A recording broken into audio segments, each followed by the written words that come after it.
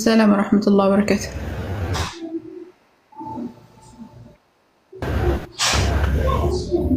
አልሰማም ይሰማል ጥያቄህን ቀጥል።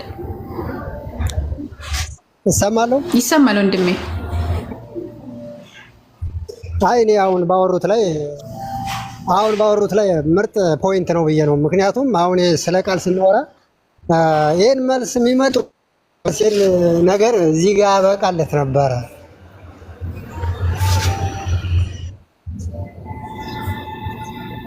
አልሰማም እንዴ? ኔትወርክ ይቆራረጣል ነው ወንድሜ።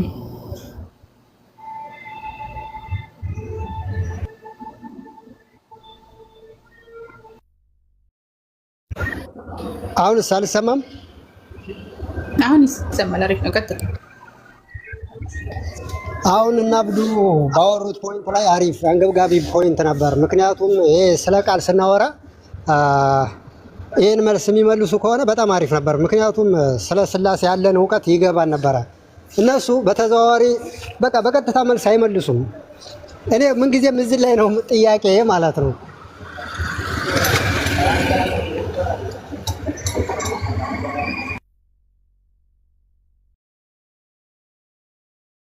መርሐባ ወንድሜ ጀዛከላሁ ኸይር። ጥያቄ ያላችሁ ካላችሁ ግቡ። አንድ ቁጥር ጻፉ ከስር። አቤት አድሚኖች። እሺ ጥያቄ ያላችሁ ካላችሁ ባረከላሁ ፊኩም።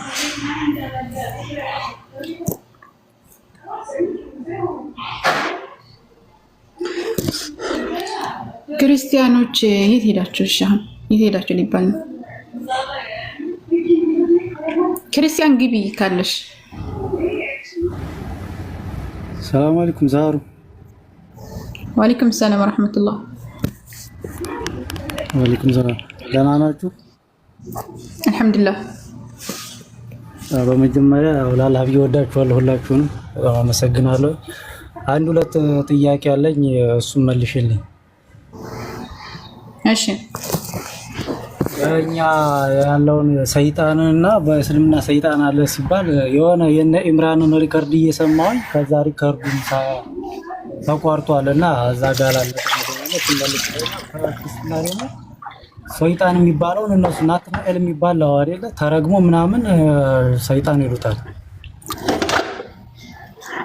በእስልምና ያለው ሰይጣን በእስልምና ያለው ምንድነው እይታው ከተባለ አላህ Subhanahu Ta'ala የገለጸው ነገር አለ። በመጀመሪያ ጅንንም ሰውንም አምላካችን አላህ Subhanahu Ta'ala ሊያመልኩት ነው የፈጠረው። ንጹህ ፍጥሮች ናቸው ሲፈጠሩ ማለት ነው። የሰውም ልጅ ጅንም አላህን ሊገዛ የተፈጠረ ፍጡር ነው። አላህ Subhanahu Ta'ala ሶስት እንትኖችን ፈጥሯል። ለምሳሌ መላእክቶች አሉ፣ ጅኖች አሉ፣ ሰዎች አሉ። ጅኖች አላህን ሊያመልኩ ነው የተፈጠሩት። አላህን የመካድ የማመጽ እንደዚሁም ደግሞ አላህን የማመን ነፃ ምርጫ አላቸው። ልክ እንደ ሰው ልጆች የሰው ልጅ አላህን የማመጽ የማመን ነፃ ምርጫ እንዳለው ሁሉ ጅንም አላህን የማመጽ ነፃ ምርጫ አለው። ጅን ሰይጣን አይደለም። ወይም ሰይጣን የሚባል ፍጡር የለም። ምንድነው ታዲያ ያለው ሲባል ሰይጣን ባህሪ ነው። ሰይጣን የሚለው ሰይጣን ማለት ትርጉሙ ምንድነው? ሰጠነ ማለት ነው። ወይም ደግሞ ከአላህ ረህመት ወይም ሰይጣን ማለት ሸጣነ ማለት ነው። ከአላህ ረህመት ራቀ፣ ከአላህ ረህመት የወጣ ወይም ደግሞ ከአላህ ረህመት የተባረረ ማለት ነው። ከአላህ ረህመት ስለተባረረ ወይም ደግሞ ከአላህ እዝነት ስለወጣ አንድ ሰው አላህ Subhanahu Ta'ala ከካደ ሰይጣን ሊባል ይችላል። ለምሳሌ ሌባ ሲሰርቅ ሌባ ይባላል አይደል? ሌባ ተፈጥሮ ስለሆነ አይደለም። ሌባ የሚባል ፍጡር ስላለ ሳይሆን ስለሰረቀ ነው ሌባ የተባለው። አንድ ሰውም ከአላህ መንገድ ሲርቅና አላህን ሲክድ ምን የሆነ ሰይጣን ተብሎ ሊጠራ ይችላል። ከጅን ጎሳም ሆኖ አላህን ከካደ ሰይጣን ሊባል ይችላል። ለዛ ነው ሱረቱል ኢኽላስ ሱረቱን ናስ ላይ ሚነል ጂነቲ ወናስ ይላል። ከሰውም ሸያጢን ከጅንም ሸያጢን ባንተ ተጠበቃለሁ በል ይላል። ስለዚህ ከሰውም ሆኖ ሰይጣን ሊኖር ይችላል፣ ከጅንም ሆኖ ሰይጣን ሊኖር ይችላል እንጂ የብቻው የሆነ ሰይጣን የሚባል ፍጡር ስላለ አይደለም። አምላክን ሲክድ የሚሰጠው ባህሪ ነው ሰይጣን የሚለው ማለት ነው። ግልጽ ነው።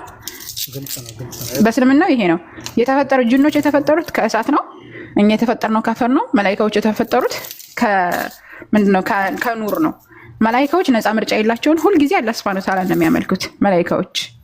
ሰዎች ደግሞ አላህን የመካድም የማመጽም ነፃ ምርጫ ያላቸው፣ የማመንም ነፃ ምርጫ ያላቸው። ጂኖችም ተመሳሳይ ማለት ነው። ይሄ ባህሪ ነው እንጂ ከባህሪ አኳያ ወይም አንድ ሰው ሲሰርቅ ሌባ እንደሚባለው አንድ ሰው ሰይጣን ሲሆን አምላክን ሲክድ ሰይጣን ይባላል። ጅንም በተመሳሳይ ማለት ነው። የተፈጠሩበት ዓላማ ግን ምንድነው? አላህ እንዲገዙ ነው። ሱረቱ ዛሪያት ላይ አላህ ሰዎችንም ጅንንም እኔም በብቸኝነት ሊገዙ እንጂ ለሌላ አልፈጠርኩም እንዳለው ማለት ነው። ይሄ ነው። ወደ ባይብል ስንመጣ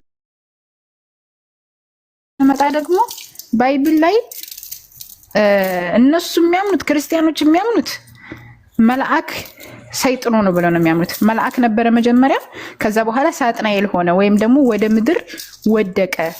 አምላክን ሲያምስ ወደ ምድር ወደቀ ብለው ያምናሉ። ሰይጣን ሆነ። መጀመሪያ ምን ነበረ? ምን ያምናሉ? መልአክ ነበረ። ፍጥረት ነው ማለት ነው በእነሱ ጋር። መጀመሪያው መልአክ ነበረ መጀመሪያ። መልአክ ነበረ፣ ከዛ በኋላ ሲወድቅ ሰይጣን ሆነ ብለው ነው የሚያምኑት። ግን እንደዛ የሚል ባይብል ላይ የለም። እንደዛ የሚል ባይብል ላይ የለም። መጀመሪያ መልአክ ነበረ፣ ከዛ በኋላ አምላክን ሲያምጽ ሰይጣን ሆነ የሚል ባይብል ላይ የለም ማስረጃ። ግን እነሱ ምንድነው የሚያደርጉት? መልአክ ነበረ፣ ከዛ በኋላ ሰይጣን ሆነ ብለው ነው እነሱ እምነታቸው እንደዛ ነው። መላእክቶች አምላክን ያምጻሉ ብለው ያምናሉ። ከዛ በኋላ ሲወድቅ ወይም ደግሞ አምላክን ሲያምጽ ሰይጣን ሆነ ብለው ነው። በባህሪ ነው እሱም እንጂ ተፈጥሮ መላእክት ነው። ሰይጣን ተፈጥሮ መላእክት ነው። ሲወድቅ ግን ወይም ደግሞ አምላክን ሲያምጽ ሰይጣን ሆነ ብለው ነው የሚያምኑት ማለት ነው። ከኛ የተለየው ምንድነው? እነሱ መላእክቶች አምላክን አምፀው ሰይጣን ሆነዋን ብለው ነው የሚያምኑት። እኛ ደግሞ ሰውና ጅን አምላክን ሲያምጽ ነው ሰይጣን የሚሆነው እንጂ በራሱ ተፈጥሮ አይደለም ነው። ሁለቱም ተፈጥሮ አይደለም ብሎ ያምናል። ባህሪ እንደሆነ ሁለቱም ያምናል። የእነሱ እምነት ግን መላእክቶች ናቸው ያመጹት። ለዛ ሲባል ሰምቼ ነው ማለት የመላእክት አለቃ ነው ምናምን ተረግሞ ምናምን ደስ ከሆነ ሲሉ ስለምሰማ ነው። ያምናሉ። ግን ይሄ እንትን የድርሳናትና እንትና ላይ ነው ያለው። ድርሳናትና ቀኖና መጽሐፍቶች ላይ ነው እንጂ ባይብል ላይ የለም። አሁን ከተያዘው ከ66 ባይብል ላይ የለም እንደዛ የሚል። እሺ ግልጽ ነው፣ ገብቶኛል። አመሰግናለሁ። አላህ ይጨምርልሽ። አሜን። ሌላ ጥያቄ አለ? ሌላ ጥያቄ የለኝም። እሺ እሺ፣ ሌላ ጥያቄ ያላችሁ አንድ ቁጥር ጻፉና መግባት ትችላላችሁ።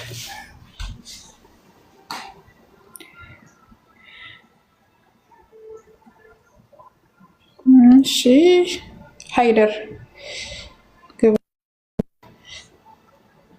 አንድ ቁጥር ጻፉ መግባት የምትፈልጉ። አለም መግባት ፈልጋ መሰለኝ። አለምን ኮፒ ሊንክ አድርጉላት ጀማ። ኮፒ ሊንክ አድርጉላት ግቡና። እሺ ሰንት ታላታ በአዲስ አለ ዛሩ ሰላም አለይኩም። አብዱ ሳይመጣ ላውራ አለኝ። ኮፒ ሊንክ አድርጉልኝ። ቅድም ጀምሮ ያስገባኝ እየለመንኩት ነበር። አለኪሽም ይሆናል ለዛ ነው አለ ወገናችን። ኮፒ ሊንክ አድርጉላት እየገባችሁ። እሺ ባረከላሁ ፊኩም። አሎ እንዴት ናችሁ? ሰላም እንዴት ነህ?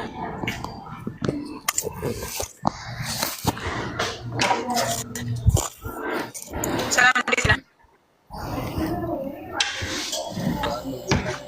አሎ ፕሮቴስታንት ነህ? ያቀል እሺ ጠይቅ። ለቤ እሺ ጠይቅሽ ወገናችን።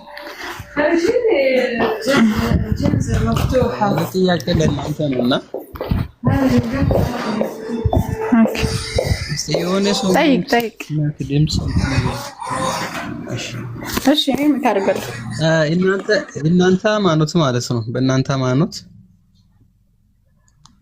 አላህ ያው መሆኑን ማለት ነው እንዴት ነው የምታውቁት? ማለት እንዴት ነው የምታምኑት እናንተ አሁን ላይ ማለት ነው? ከቃል ውጭ ማለት ነው በህይወታችሁ ላይ አላህ Subhanahu Wa Ta'ala ሕያው ራሱን ቻይ ስለሆነ ስለነገረን አይደለም። ጥያቄ እንዴት መሰለሽ? ቁርአን ውጭ ማለት ነው ከቁርአን ውጭ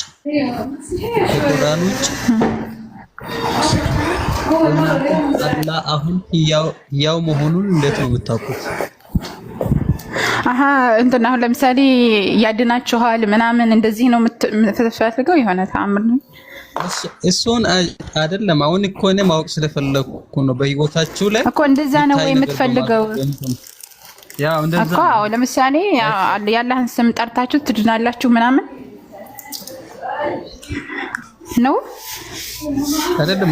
እኔ ማወቅ ስለፈለኩ ነው። እንዴት ነው የምታውቁት እኮ? ጥያቄ ይሄ ነው ወይ እኮ ነው ያልኩህ። እኔም ጥያቄ ይሄ ነው ወይ እኮ እሱ ልመልስልህ። ሚት አድርገው እያስተጋባ ስለሆነ ማለት ነው። እሺ አዎ አላህ Subhanahu Wa Ta'ala የሱን ስም ጠርታችሁ ትድናላችሁ ወይ ላልከው፣ አዎ እንድናለን። በእስልምና ሩቅያ ሸርዒያ የሚባል አለ፣ ወይም ደግሞ ኢስላማዊ ፈውስ የሚባል ወይም ደግሞ ድህነት የሚባል ነገር አለ እስልምና ላይ። የአላህን ስም ጠርተን በአላህ ስም ድዋይ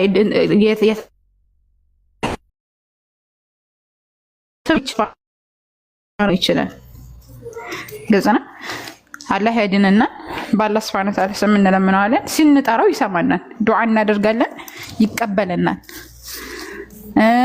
ካመመንም አድነን ብለን እንለምነዋለን፣ ይፈውሰናል። ይሄንን ደግሞ በህይወታችን እናየዋለን ማለት ነው። ይሄ ከሆነ ጥያቄ አንቺን ፈውሶሽ ያውቃል? ከዚህ በፊት ታመሽ ምናምን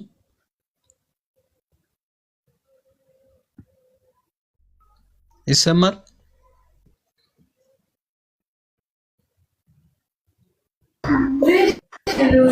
እያወራን ይቆራረጣል። ኦኬ አይሰማም?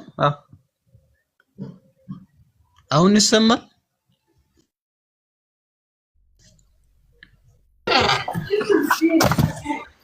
አሁን ይሰማል።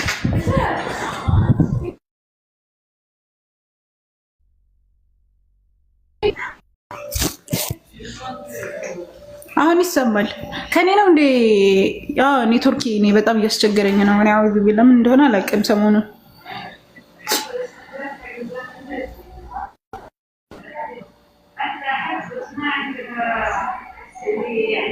በአዲስ አይሰማል። እሱ ነው የወጣው። የኔ ኔትወርክ መስሎኝ ነበረ። ቀጥል። ወአለይኩም ሰላም ወራህመቱላሂ ወበረካቱ። የኔ ኔትወርክ በጣም ያስቸገረኝ ነው። ቀጥል። ጥያቄ ነበር። እሺ እኔ ሙስሊም ነኝ አልሐምዱሊላህ። ስለ ክርስቲያና የምጠይቅሽ። እሺ መጠየቅ ይቻላል? አዎ ወንድሜ። ኦኬ ክርስቲያኖች ማለት ነው ኢሳ አለይሂ ሰላቱ ወሰላም ምን ማለት ነው?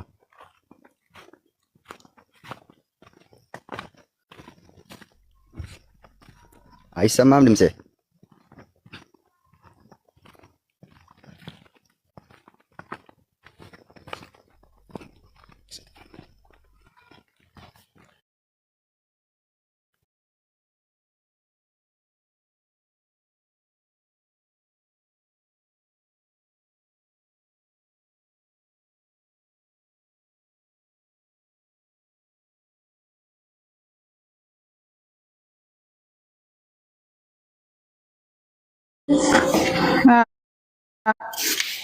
ኦኬ አንዳንድ ጥቅሶች ደግሞ አምላክነትን ያሳያል ብሎ የሚጠቅሱልኝ የሆነ ብዙ ጥቅሶች ነበሩ። እሺ ለምሳሌ ሮሜ 9:6 9:5 እሺ ዕብራውያን 1:8 እሺ ራእይ 1:8 አሁንም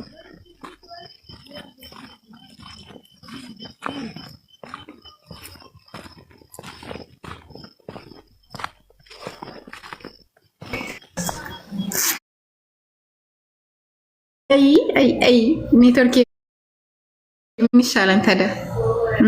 ምንም አይሻልም። ልቀጥል? ጠይቅሽ ፒኬ እስኪ ግባ። ፒኬ ና ቆይ ልጎትተው እሱ ይመልስልህ ምናልባት ከተመቸ። እሺ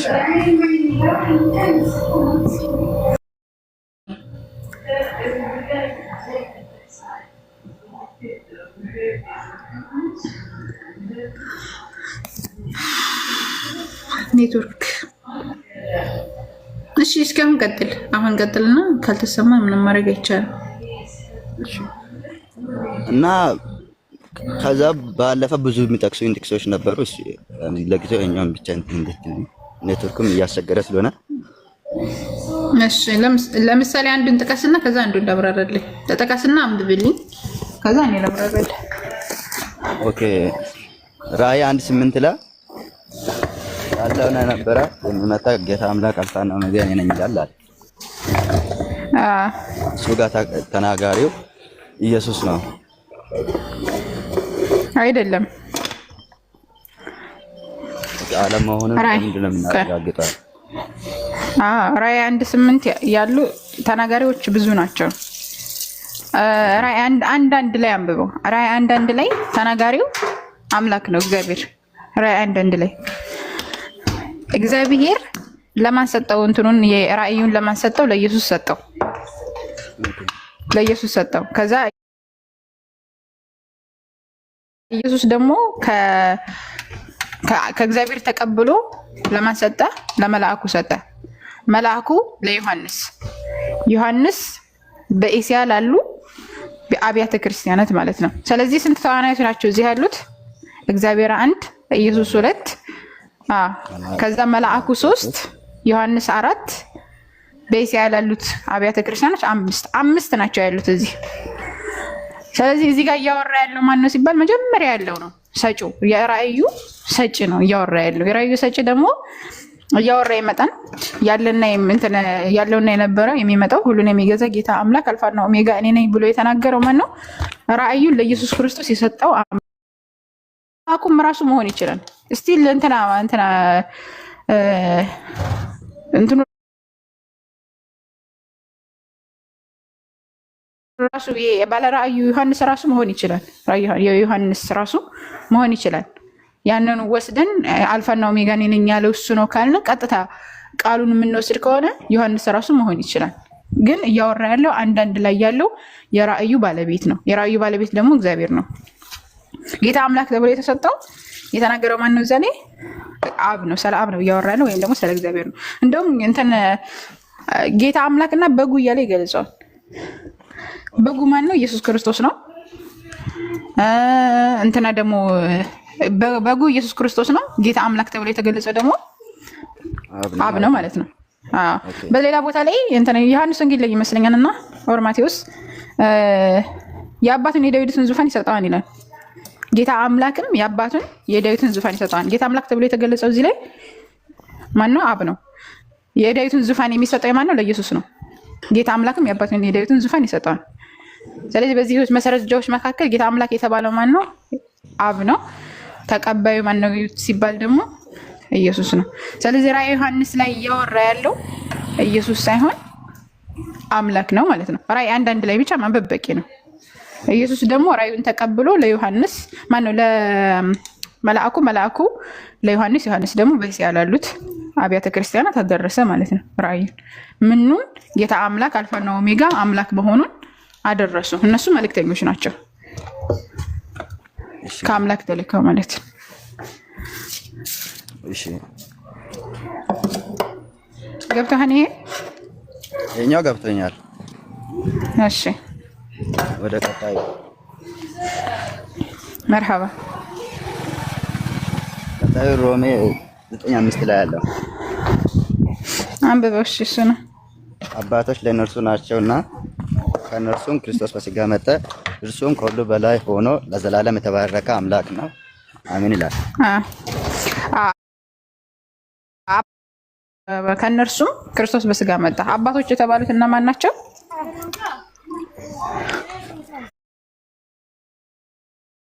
ነቢያቶች ማለት ነው። አባቶች የተባሉት ነቢያቶች ወይም ደግሞ አባቶች እነ ዳዊት፣ እነ ይስሐቅ፣ እነ ያዕቆብ እነሱ አባቶች ተብለዋል።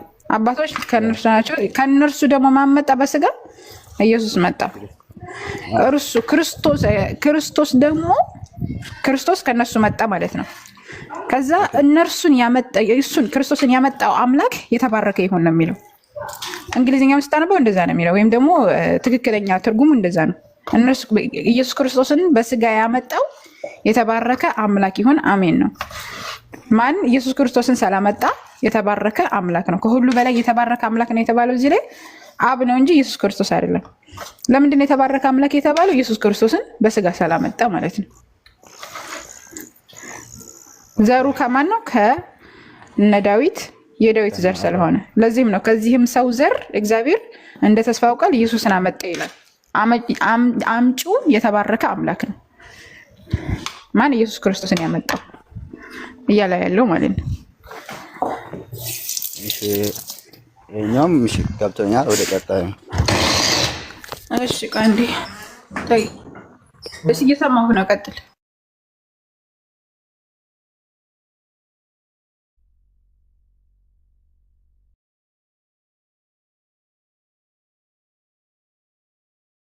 ወንድሜ እየሰማሁህ ነው። እሺ የዓለምን ኮፕሊንግ አድርጉለት። ድምጼ ይሰማል? አዎ ይሰማል።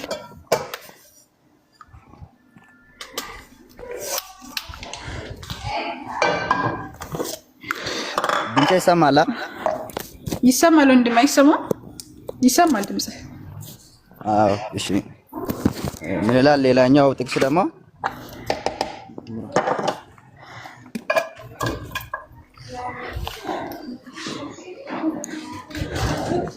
ዛራ አቤት ይሰማል ወንድሜ እየሰማሁህ ነው። ቀጥል። ኦኬ ዕብራውያን መልእክት ምዕራፍ 1 ቁጥር 8 ላይ አለ። ስለ ልጁ ግን አምላክ ሆይ ዙፋኔ እስከ ዘላለም ድረስ ይኖራል፣ የመንግስትህም በትር የቅናት በትር ነው ይላል። አዎ ይሄ ትንቢት ነው። ባይዘው የሚያወራው ስለ እንትና ነው፣ ስለ ንጉስ ሰለሞን ነው የሚያወራው። ንጉስ ሰለሞን አምላክ ተብሏል። ስለ ልጁ ግን አምላክ ሆይ እያለ ብሉይ ኪዳን የተነገረው ነው፣ ወይም ደግሞ መዝሙረ ዳዊት ላይ የተነገረውን ነው እዚህ ጋር አምጥቶ የደገመው ማለት ነው። አምላክ የተባለው ማን ነው? እዛ ላይ ንጉስ ሰለሞን ነው። ስለ ልጁ ይላል። አዎ ስለ ልጁ ግን አምላክ ሆይ እያለ እየተናገረ ያለው ስለ ልጁ ወይም ደግሞ ስለ ዳዊት ልጅ ስለ ሰለሞን። ይሄ መዝሙረ ዳዊት ላይ ያለ ትንቢት ነው። ትንቢቱን ነው ያንን ተካታች ያለው ንክስ ታደርገው ትንቢቱን ነው ቀጥታ የሚያመጣልህ ማለት ነው። ንጉስ ሰለሞን በተባለበት ሂሳብ ነው ኢየሱስ ክርስቶስም የተባለው እዚህ ላይ አምላክ የተባለበት እዚህ ላይ ንጉስ ሰለሞንም አምላክ በተባለበት ሂሳብ ነው እንጂ ኢየሱስ ክርስቶስ መለኮት ስለሆነ አይደለም። ስለ ልጁ ግን አምላክ ሆይ እያለ ያለው እዚህ ጋር ማን ነው? አብ ነው። ግን አብ ቢሆንም እንትኑ አምላክ ተብሎ እዛ ላይ የተገለጸው ምንድነው? ስለ ልጁ ግን አምላክ ሆይ እያለ እሱ አምላክ እያለው ሳይሆን ብሉይ ኪዳን ላይ የተጠቀሰው ስለዚህ ስለ ልጁ እንደዚህ ተብሏል ነው። ስለ ልጁ ንጉስ ሰለሞን ምን ተብሏል? አምላክ ተብሏል። ዳዊት ያለው ስለ ልጁ አምላክ ሆይ እንዳለው ሁሉ ኢየሱስ ክርስቶስ ምን ተብሏል? አምላክ ተብሏል። በተመሳሳይ ማለት ነው። ገብቷል? የእግዚአብሔር ቃል የመጣላችሁ ሁሉ አማልክት ካላችሁ እያለ ይናገራል። ለምሳሌ ዮሐንስ ወንጌል ምዕራፍ 10 ከቁጥር 31 ላይ ወር ከ32 አካባቢ የእግዚአብሔር ቃል የመጣላችሁ ሁሉ አማልክት ተብለዋል። ኢየሱስ ክርስቶስ ደግሞ የእግዚአብሔር ቃል መጥቶለታል። ስለዚህ አማልክት ተብሏል ኢየሱስ ራሱ ማለት ነው። እዛ ላይ አምላክ የተባለው ታዲያ በምን ሂሳብ ነው ሲባል ልክ ንጉስ ሰለሞን አምላክ በተባለበት ሂሳብ ንጉስ ሰለሞን አምላክ እንደተባለ ሁሉ ኢየሱስም አምላክ ተብሏል እንጂ የመለኮታን አምላክነት አይደለም እዚህ ጋር የሚያሳየው። ኢየሱስ ክርስቶስ ደግሞ የእግዚአብሔር ቃል መጥቶለታል ወይ ከተባለ አሁን ቦታ ላይ አለ። ይሄ የእግዚአብሔር ቃል እንደመጣለት አባቴ እንዳስተማረኝ እያለ ይናገራል። አሁን ከራሴ አንዳች ላደርግ አይቻለኝም፣ እንደሰማው እፈርዳለሁ፣ ፍርዴም ቅን ነው፣ የላከኝን ፍቃድ እንጂ ፍቃዴን አልሻምና እያለ ይናገራል። የሰጠኸኝን ቃል ሰጥቻቸዋለሁ፣ እነርሱም ተቀበሉት፣ አንተም እንደላከኝ አመኑ ይላል። ስለዚህ መልእክተኛ ነው፣ ቃል ተሰጥቶታል። የእግዚአብሔር ቃል የመጣላቸው ሁሉ አማልክት ካላችሁ ካለ አማልክት ማለት የአምላክ ብዙ ቁጥር ማለት ነው። ግልጽ ነው። ስለዚህ ኢየሱስ ክርስቶስ የአምላክ ቃል ስለመጣለት አማልክት ሊባል ይችላል። ልክ እንደ ማንኛውም ነብይ ማለት ልክ እንደነ ንጉስ ሰለሞን ማለት ነው እንጂ የተለየ መለኮት ስላለው አይደለም። እዚህ ላይ አምላክ ወይ እያለ እየተጠቀሰ ያለው ሲቀጥል ትንቢት ነው ስለ ንጉስ ሰለሞን ማለት ነው። ግልጽ ነው። እሺ ሰላም አለይኩም ወራህመቱላሂ ወበረካቱ። ይሰማል? መጥቻለሁ ዛህራ እና ቤት ትከፍቻለሽ? እንትን ምንድነው በአዲስ ነው ምናምን የሚባለው አለ። እሱ መልስለትና ከዛ ትከፍላለህ። እሺ ማን ነው? የክርስቲያን መስቀል ኢየሱስ የተሰቀለበት ነው? አዎ እሺ ለቤ መርሐባ አሉ ሰላም እንዴት ነህ? አሉ እና አሁን አምላክ ሞቷል ነው የምትለው? አምላክ ሞቶላቸዋል ነው የምትለን ሐሳብ? አምላክ ስጋው ነው የሞተው እንጂ አምላክ እንዴት ይሞታል? ስለዚህ አምላክ አልሞተልኝም። የሞተው ስጋው ነው። ስለዚህ አምላክ አልሞተልኝም ነው ሐሳብ። እንትን ስጋው ነው የሞተው። ለምሳሌ ልጠይቅህ አንተን አሁን ለምን ልጠይቅህ አንተን ጥያቄውን ለምን ትጠይቀኛለህ? ለምሳሌ ያንተ ነፍስ ሊሞት ይችላል። ለምሳሌ ሊሞት ይችላል። መሞት ማለት በራሱ ይሄ ነፍስ ከስጋ መለየት ነው። መሞት ማለት ያ ነው። በቃ ታዲያ እሱ አይደል? ታዲያ ነፍሱ መንፈሱ የኢየሱስ ክርስቶስ መንፈስ ማለት ነው ከስጋው ሲለይ ሞት ከተባለ ሞቷል እንላለን እኮ። የኢየሱስ ነፍሱ ነው፣ ነፍሱ አምላክ ነው። የኢየሱስ ስጋው ነው የሞተው እንጂ እሱ በመንፈስ ይያው ነበር እኮ። ነፍሱ የኢየሱስ ነፍሱ አምላክ ነው፣ ፍጡር ነው፣ መለኮት ነው የኢየሱስ ነፍስ።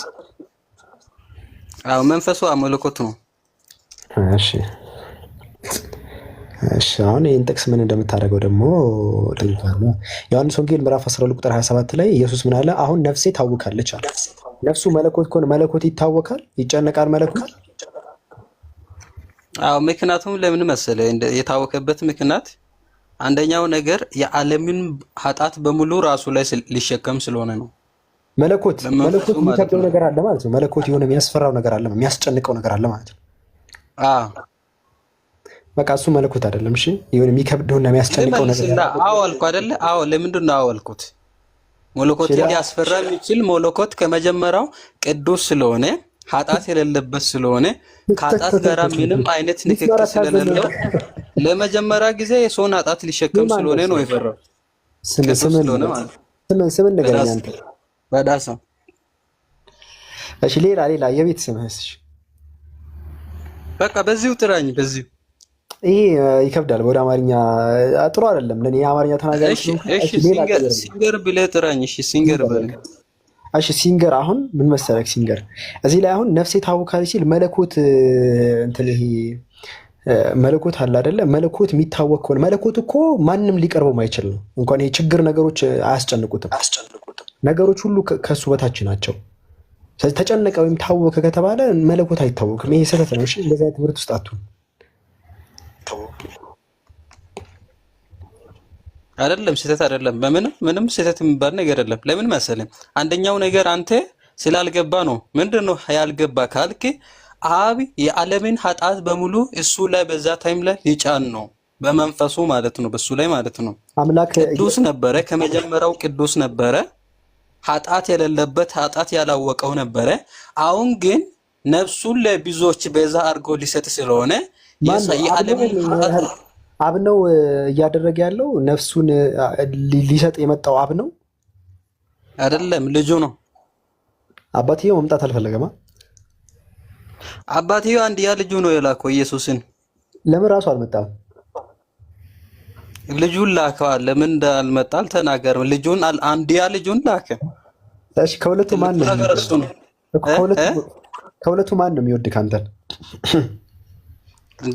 ስለወደደኝ አይደል እንደ አንድያ ልጁን በጣም ከራሱ በላይ የሚወደውን አንድያ ልጁን አሳልፎ የሰጠው። ራሱ ይመጣ ነበር እኮ በጣም ቢወድ በጣም ቢወድ ራሱ ይመጣ ነበር። ለምሳሌ ልጠይቅ አሁን ማለት ነው። አንድ አባት በጦር መች ተወጋ? እሱ እኮ በጦር አልተወጋው፣ ልጅየውን ነው ያስወጋው እንጂ ራሱ መጥቶ እኮ በጦር አልተወጋም። በጥፊ መች ተመታ? ምራጭ እና በልጁ ነፍስ ጨክኖ ነው። በልጁ ኃጢአት የሚያውቀው ነው። አሁን ወልድ እኮ ምንም አያውቅም። ኃጢአት ያላወቀውን እርሱን ስለኛ ኃጢአት አደረገው አይደል የሚለው መጽሐፉ። ምንም የማያውቀውን ልጅ ልጁ እኮ ተገዶ አይደለም፣ ሙሉ ፍቃድ አለው፣ የራሱ ፍቃድ አለው። ተገዶ አልፈልግም ሲል ነበር። ተገዶ ሳይሆን ወዶ ነው የታዘዘለት። በራሱ ፍቃድ በገዛ ፍቃድ ነው ታዘዘው እኮ። ልንገርህ መጽሐፍ ቅዱስ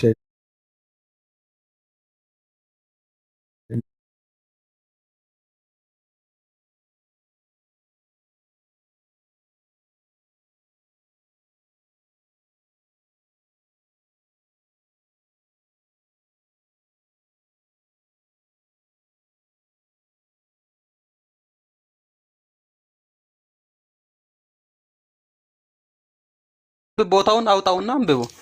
እሺ ዮሐንስ ወንጌል ምዕራፍ 12 ቁጥር 27 እስኪ ልክፈተው። እስኪ ለማንኛውም ቆይ አንዴ ወደ መሸፋፈን እንገባለን፣ ወደ ብርድ ልብሳችን እንገባለን ትላለህ። እሺ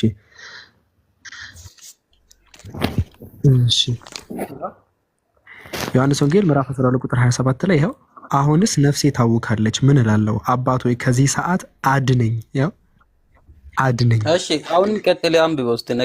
ነገር ግን ስለዚህ ወደዚህ ሰዓት መጣሁ ይላል።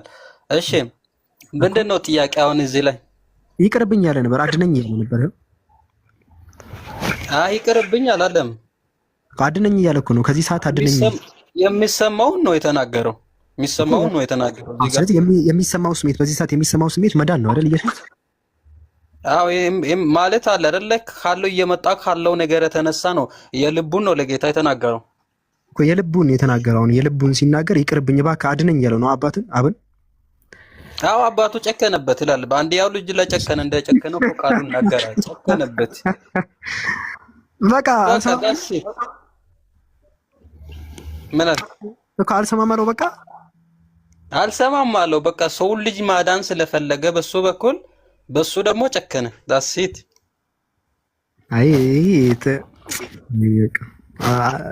እሺ ልጁ በቃ ፈቃደኛ መሀል ላይ ቢሆንም በቃ አልሰማም አለው ነው። በቃ ስለ የሚባል ነገር የለ፣ ግዳጅ ነው አይደል? በቃ ምሳሌ ልስጥ እኔ ማለት ነው። ለምሳሌ አንድ አባት ማለት ነው አንድ ልጅ ያለው ማለት ነው። አንድ ልጅ ያለው ለዛ ልጅ መሞቱ ነው የሚቀለው ወይስ ደግሞ ያንን ልጅ ለሞት አሳልፎ መስጠቱ ነው? የትኛው ነው ከባዱ? ራሱም አሳልፎ መስጠት ነው ወይስ ደግሞ ልጁን ለሞት አሳልፎ መስጠት ነው ከባዱ ነገር ለአንድ አባት? እሺ ችግር የለውም። አሁን እዚህ ጋር ኢየሱስ ለምሳሌ ወደዛ እንመጣ። ሁለት ጥያቄን በደንብ ይዤዋለሁ። እሺ ትክክለኛ ጥሩ ጥያቄ ነው። ስለጠየቀኝ እኮ ነው ወደዛ ቅድም ጠይቀኝ ነበር፣ ለዛ ነው። ችግር የለውም። ወደ ከዛኛው ስላልን አሁን እዚህ ጋር ምን መሰለህ ተረዳሁኝ። አሁን አብ ኢየሱስን በቃ ዓለምን ማዳን ስለፈለገ አብ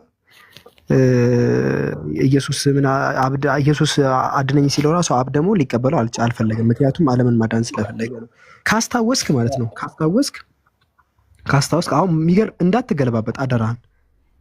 እሺ ማለት መልስህን እንዳትቀይረው ብዬ ነው። አሁን ቆንጆ ፖይንት ላነሳለህ ነው። አሪፍ ፖይንት ላነሳለህ ነው። አሪፍ ፖይንት ምን መሰለክ? አንደኛው ፖይንት ምን መሰለክ? ማቴዎስ ወንጌል ላይ ያለውን ፖይንት ላንሳልክ። ማቴዎስ ወንጌል ላይ ካስታወስክ ጴጥሮስ ኢየሱስን እንዳትሞት አለው።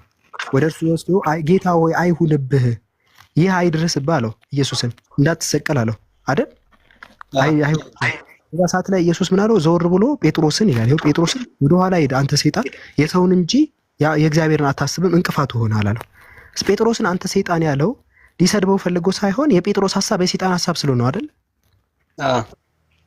ስለዚህ እንዳትሞት ሲለው ይህን በማሰቡ የተነሳ የሰይጣን የእግዚአብሔር ሐሳብ አይደለም ማለት። ስለዚህ አልሰቀልም ማለት የሰይጣን ሐሳብ ከሆነ ኢየሱስ የሰይጣን ሐሳብ ሲያስብ ነበር ማለት ነው። ዮሐንስ ወንጌል 12:27 ላይ ይቅርብኝ ሲል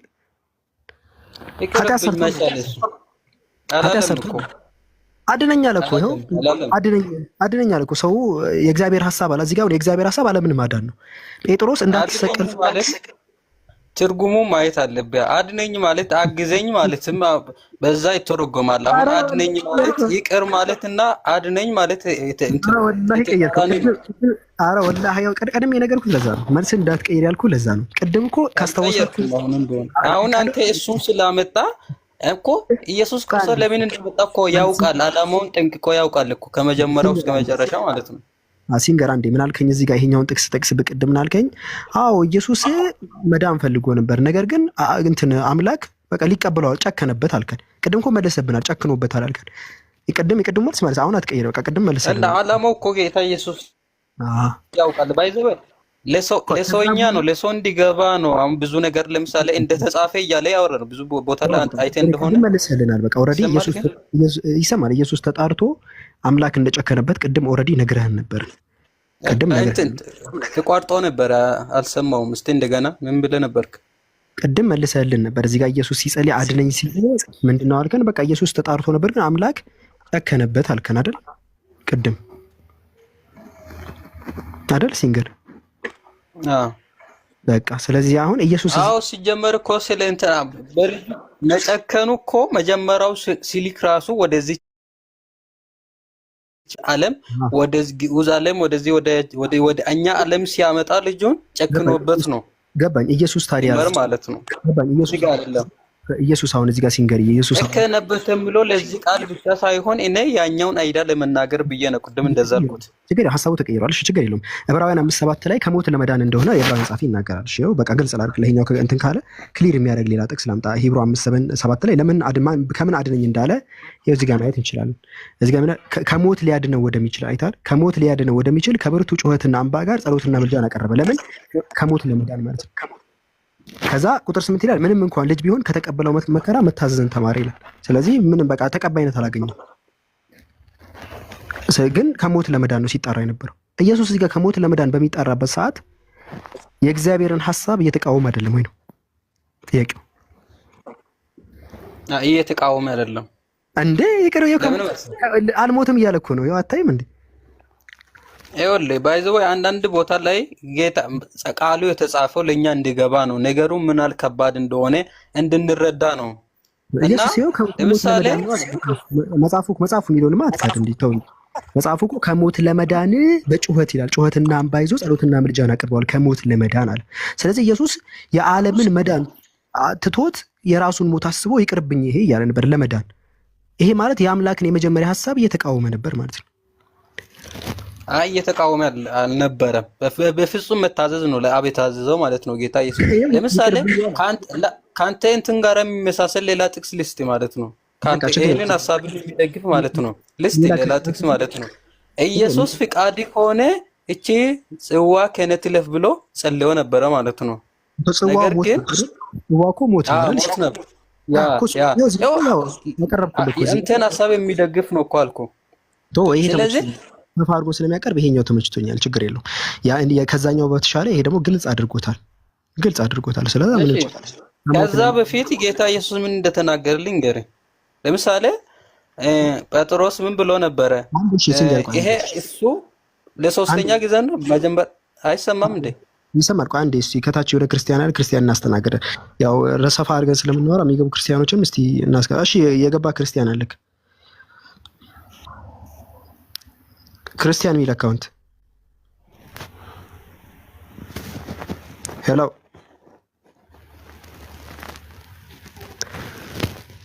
ልትወርድ ነው?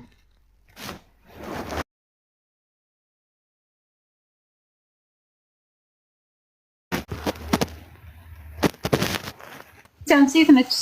ስራ ላይ ሆና ሊሆን ይችላል። ትንሽ ታገሳትና ትቀጥላለች። አሎ እንዴት አመሻችሁ? ሄሎ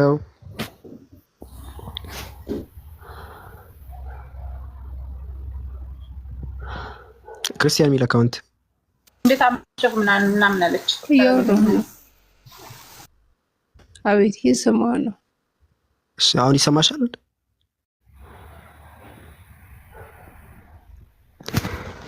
አስታኪ ኔትወርክ ይቅርታ ጋር እናት። እሺ ሲንገር እንቀጥል። ያልከውን ጥቅስ እሺ ደጋግ አቤት ያልከውን ጥቅስ ንገረኝ። ኢየሱስ እዚህ ጋር አሁን ሲጸልይ አድነኝ እያለ ሲናገር መለኮቱ ነው አድነኝ የሚለው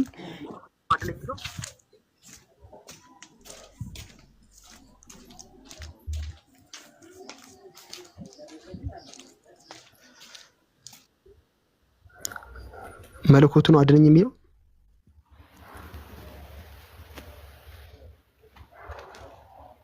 እኔ ነኝ የተቋረጥኩት። እኔ ጋር ነው ኔትወርኩ የሚያስፈልግ ልጁ ነው እሺ አንዴ ልጁ ነው። እኔ ኔትወርክ አይሰማም አይደለም እንትን ነው ወጥቼ ነበር ለዛ ነው።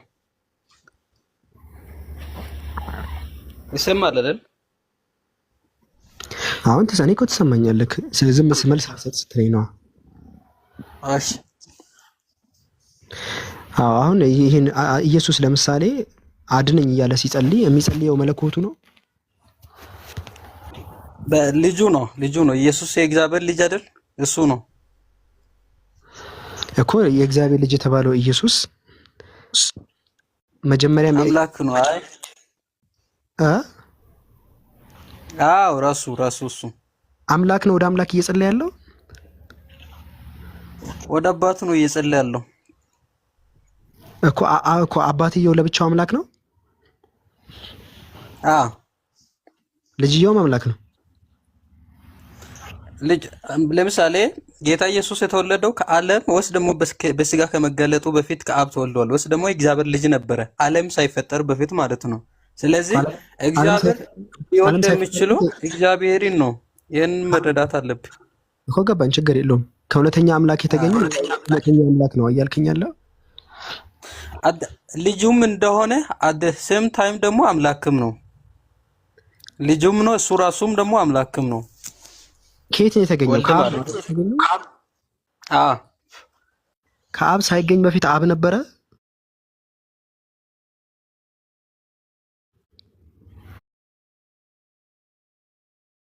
ከአብ ሳይገኝ በፊት አብ አልነበረም። እሺ ታዲያ ከአብ ነው የተገኘው ታዲያ? ከአብ የተገኘው ስትል በልጅነቱ ነው እኮ። በልጅነቱ በምንም ይሁን የአብ ልጅ። እሺ የአብ ልጅ የተባለው ለምንድን ነው? ቆይ የአብ ልጅ ምንድን ነው እሱ? እኔ ለምን ትጠይቀኝ? አንተ እኮ ነው የምታምነው እንደዛ ብለህ። እሺ የአብ ልጅ ኢየሱስ ለምንድን ነው የተባለው? ይሄ መልስ ነው መጀመሪያ። ኢየሱስ ለምንድን ነው ልጅ የተባለው? ከአብ የተገኘ ነው። እንዴት ከአብ ተገኘ ማለት ምን ማለት ነው? ከአብ ተገኘ ማለት ከአብ ስለተወለደ ነው። ኦኬ መወለድ ማለት ምን ማለት ነው? መወለድ ማለት መወለድ ነው፣ ልጅ መሆን ነው እኮ። ከአብ ስለወጣ ነው። አይወጣ በፊት አብ ውስጥ ነበረ። yes ስለዚህ አብ ነው የተገነጠለው ማለት ነው። አልተገነጠለም፣ ከአብ ተገኘ እንጂ እኮ አብ ነው ማለት ነው። ወደ አብና ወልድ የተገነጠለው ለምን አንተ ሰው እንደዛ አንተ እኮ ነው ያልኩኝ። ታዲያ መጀመሪያ አብ ውስጥ ነበረ ያተገነጠለ አልኩ። አላልኩም። እሺ ክርስቲያን የሚል አካውንት እንቀጥስ። ክርስቲያን የሚል አካውንት ይሰማል? ይሰማኛል። ከየት ቤተ እምነት ነሽ? ኦርቶዶክስ ነኝ። ኦኬ ኦርቶዶክስ ከሆንሽ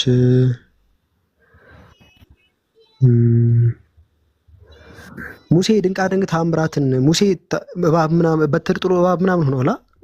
ታስታውሻለሽ እሱን? ምን አልከኝ? ሙሴ በትር ጥሎ ምናምን ታምራት ድንቃድንቅ አሳይቷላ። ምን ነው ይሄንን ድንቃድንቅ ያሳየው በራሱ ነው ወይስ በአምላክ ነው?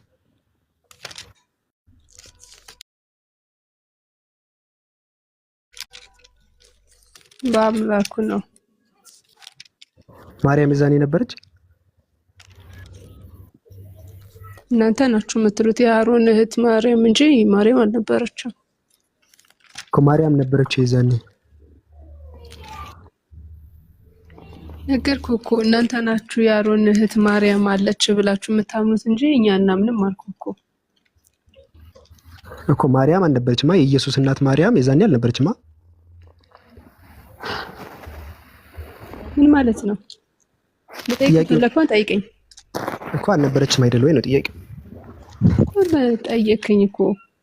እናንተ ናችሁ የአሮን እህት ማርያም ብላችሁ የ1000 ዓመት ዘመን ልዩነት የምታምኑት እንጂ ሄሎ ይሰማሻል? አዎ ይሰማኛል። የህፃናት ቤት አይደለም። እሺ ከይቅርታ ጋር የምትጨመላለቂበት ተጨመላለቂ።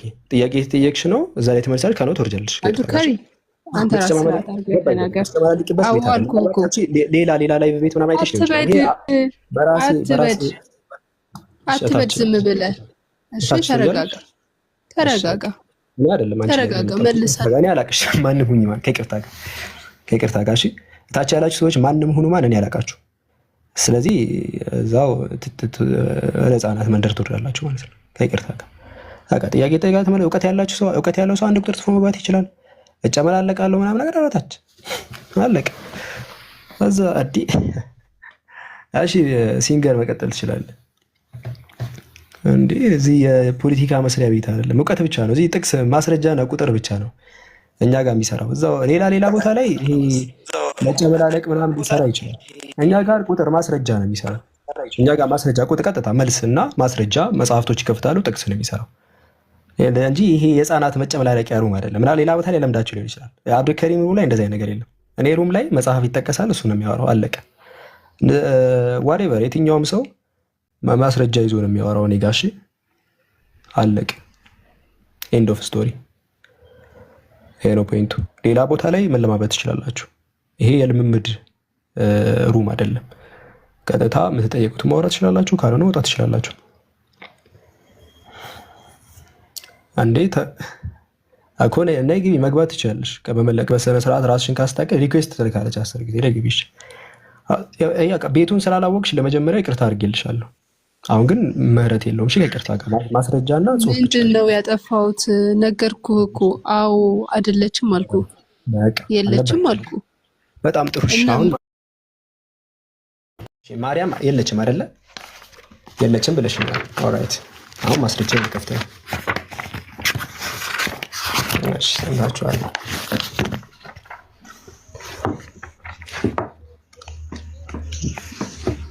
አሁን ማስረጃ እንከፍታለን ማለት ነው። ከዛ ሚዩት ታደርጊያለሽ ከይቅርታ ጋር ችግር የለውም። እሺ እንደሰማ አንቺ እንዳልሽን እንደሰማ ነው። ምን ይላል እንግዲህ? ምን ብለሻል ቅድም ላይ? እንግዲህ ማርያም የለችም የዛኔ ሲጀመር የለችም ብለሻል። ኦልራይት ያው ኦርቶዶክስ እንደመሆንሽ መጠን እንዚራ ስብሐት እሑድ ላይ ምን ብሎ ይናገራል? ሙሴም ድንቃ ድንቅ ተአምራትን በአንቺ ያሳየ ይላል። ማርያም ሳትኖር እንዴት አድርጋ ነው ሙሴን ልታግዘው የምችለው? ማርያም ሳትኖር ማለት ነው። ዘጸአት ብሎ ይጠቅሳል። ይታይሻል። መልሽ አሁን መልሽ። ይኸው ስትንቀዠቀዣ ነበር። መጽሐፍ ቅዱስ ላይ ጠይቀኝ። ይሄ መጽሐፍ አትቀበዩም? አይቀበላሉ አልቀበልም አለ። መጽሐፍ ቅዱስ ላይ ጠይቀኝ። እያወራችሁ የነበረው መጽሐፍ ቅዱስ ላይ ስለነበረ እንዚራ ሰባት የኦርቶዶክስ ነው። የእንዚራ ሰባት የኦርቶዶክስ ነው። ፕላስ እነ መጋቢ አዲስ ሮዳስ ሁላ ያዩት። ታውቂዋለሽ? መጋቢ አዲስ ሮዳስን ታውቂዋለሽ? መቤታችን ይወለ ቆይ እኮ ማርያም እንዴት ሙሴ የሰራውን በሙሴ ጊዜ አልነበረች መራለሽ? የራስሽ ቤተክርስቲያንሽ ታስባ የነበረች ታስባ አይልም እዚህ ጋር ታስባ የሚል ነገር አለ እዚህ ላይ ኖ። አይ እንደዛ አይደለም። ቆራርጠህ እኮ አይደለም ሙሉን እናንብበው። አሁን አንተ ምንድነው መጠየቅ የፈለከው? እሺ ምንድነው? አልገባኝ። በቃ ይገባሻል። ታረጋጊ ስለተመጣመጥሽ እኮ ነው ቅድም ያልገባሽ። ረጋቢ አይ ምንም መሞጣሞጥ አስፈላጊ አይደለም። ምንድነው የፈለከው? እኔ እኮ አልኩሽ እዚህ ሩም ላይ ማስረጃ ምንድነው የፈለከው እኮ ጠይቀኝ። ምንድነው? አይሻል አሁን ዘና የምልበት ሰዓት ደርሷል። አሁን ዘና አትልም? አዎ ኧረ ዘና እያልኩ ነው ማውራሽ። እዚህ ጋር ሙሴ ይላል። እዚህ ጋር ሙሴም ድንቃ ድንቅ ተአምራትን ባንቺ ያሳየ ይላል። በማርያም ነው ድንቃ ድንቅ ተአምራት ያሳየ ሙሴ? ምን አይነት የወደቀ ትምህርት ነው ይሄ? በማርያም ነው ያሳየው? የቱ ጋር ነው እያነበብክ ያለው? ግን ያሰመርከው አይደለም። ላሳይ ማንበበማች ማለት ነው። እናስነብብሻለን ከይቅርታ ጋር። አይ ግራ ስለገባኝ ነው። በጣም እንትን አልክ። አንዴ ብለሻል። ማስረጃ እዚህ ሩም ውስጥ በማስረጃ ነው መቅበዝ የሚቻለው አልኩሽ እኮ። ስትገቢ በወሬ ሳይሆን በማስረጃ ምን ይላል እዚህ ጋር? ሙሴም ድንቃ ድንቅ ተአምራትን በአንቺ ያሳየ ብሎ ይኸው ዘጸአት ላይ ይጠቅሳል። በትር ምናምን የጣለበትን ቦታ ድንቃ ድንቅ ተአምራትን በማርያም ነው ያሳየው። ማርያም ከናካቴ ውስጥ ነበረች እዛኔ? ምን አይነት የወደቀ መጽሐፍ ነው? እኔ ምን ማለት ነው? እሱን አሁን ጸሐፊውን ሄደህ ትለዋለህ። አሁን ከመጽሐፍ ቅዱስ ላይ ትከራከራለህ? አትከራከርም? አቃጥረሽ ነሽ። ከይቅርታ ጋር ሌላ ጊዜ አይለመድሽ እንደዚህ አይነት ነገር። እሺ እኔ ሩም ላይ እንደዚህ አይነት ነገር አይለመድሽ። ይቅርታ ሌላ ጊዜ አጥንተሽ ጠይቀሽ ነው። እስከ የቤት ስራ ነው። በቃ ሌላ እስቲ የፈላበት ካለ ሌላ የፈላበት አንድ ቁጥር ይጻፍ። ባወራሽ ደስ ይለኝ ነበር። አገባብሽ ተጠቅበዘበሽ ነው። ስለ ማርያም ለምን ጠየካት ካላችሁ ፕሮፋይሏ ማርያም ስለሆነ ነው። ሌላ ነገር የለም። አለቅ በረደልሽ። አሁን በረደላት። አይ ቲንክ አላውቀውም ነው ይሄን ቤት ነው ያልሽዋ። ከዛሬ ጀምሮ ታውቂዋለሽ። አሁን አወቀሽዋል። ከዚህ በኋላ እንኳን ደህና መጣሽ። እሺ ሌላ አለ ስቴታችን ላይ ያልበረደለት ሌላ እስቲ ሌላ ያልበረደለት ካለ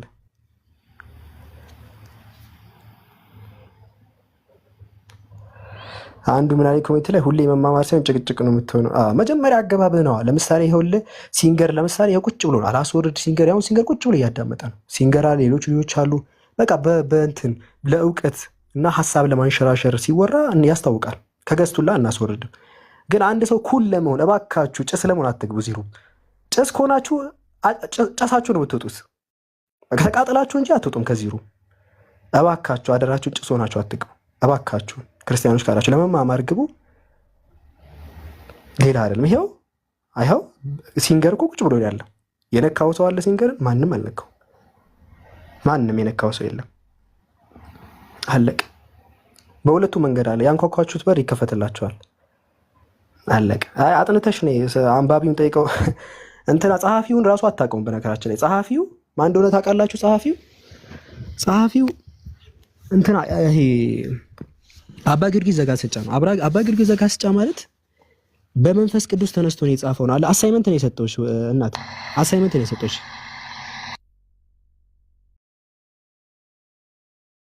በመንፈስ ቅዱስ ተነሳስቶ ነው የጻፈው። በነገራችን ላይ ማስረጃ እኔ እኮ አለኝ ማስረጃ። ማን እንደጻፈውን ላሳያችሁ። አባ ጊዮርጊስ ዘጋስጫ ማን ነው? እሱ ራሱ አታውቀውም።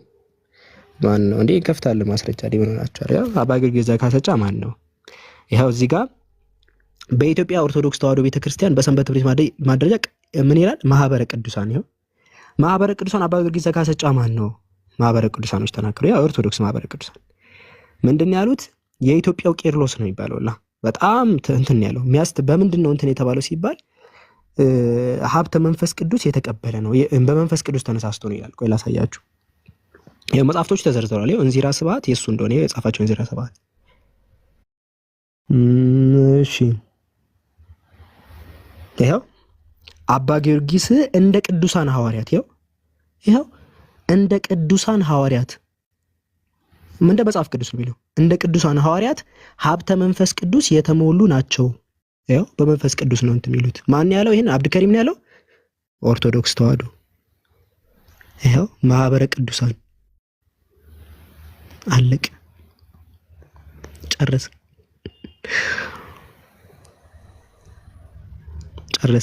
እኔ ወደ መጽሐፍ ቅዱስ ማርያምን ፕሮፋይል ስላደረግሽ ነው የጠየኩሽ። ኤኒዌይስ ጨዋ ክርስቲያኖችን አይመለከትም። ያሁኑ ዲያሎግ ጨዋ ክርስቲያኖችን አይመለከትም። እሺ አሁን ወደ ጨዋ ክርስቲያኖች እንመጣለን። ወደ ሐሳብ እንመለሳለን ማለት ነው። ሲንገር ሰላም ነው። ሲንገር ያው እያወራ ነበር። አለን ሲንገር አትቀበልም? ይሄንን አደራህን ትቀበላለህ? አባ ጊዮርጊስ ዘጋስጫ የሚባል ነገር ኧረ እኔ በማውቀው ነገር የለም። ስለዛ ብዙም እንትን አልልም። ኦርቶዶክስ አይደለም? በኦርቶዶክስ ትምህርት ምን አለ መሰለህ? ማርያም ሙሴን አግዘዋለች።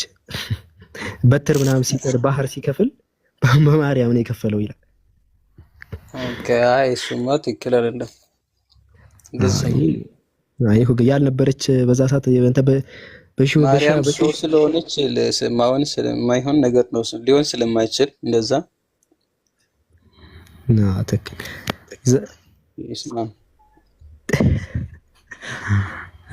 እሺ ዛህራ ትቀጥያለሽ?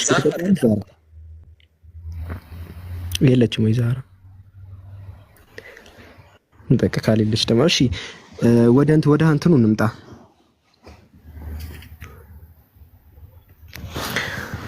እሺ በቃ ኮሜንት አትመላለሱ። በቃ ተዋቸው ሙስሊሞች ተዋቸው። በቃ አንዴ ካለቀ በኋላ ራሳቸው ማስታገሻ እንትን ላይ ተዋቸው። በቃ ታርታታል። ለምን አብዱ ቀደም በጠየቀኝ ጥያቄ ማለት ነው ጌታ ኢየሱስ ለመሞት ማለት እንደፈራ እንትን ተቀደም አውጥተን ያነበብነው እንትን አለ አይደለ? መጽሐፍ ቅዱስ ክፍል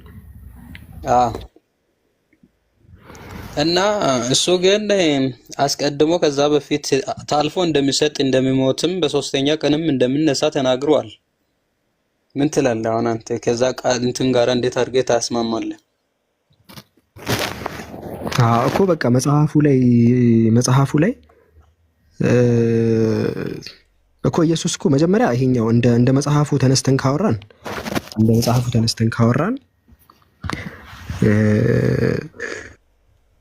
መጀመሪያ ላይ እኮ በቃ መጽሐፉ ላይ እንደተጻፈው ተነስተን ካወራን መጀመሪያ ላይ ኢየሱስ መሞት እንግዲህ እንደሚሞት ከተናገረ በኋላ እኮ ሰዓቱ ሲደርስ ፈራል። ለምሳሌ ልክ እንደ ወታደሮች አናሎጂ ልስጠኝ።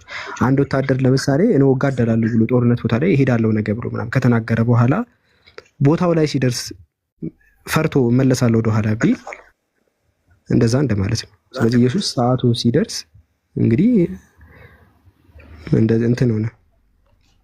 አሁን አይታል። አሁን ቁጥር ዮሐንስ 13:18 ላይ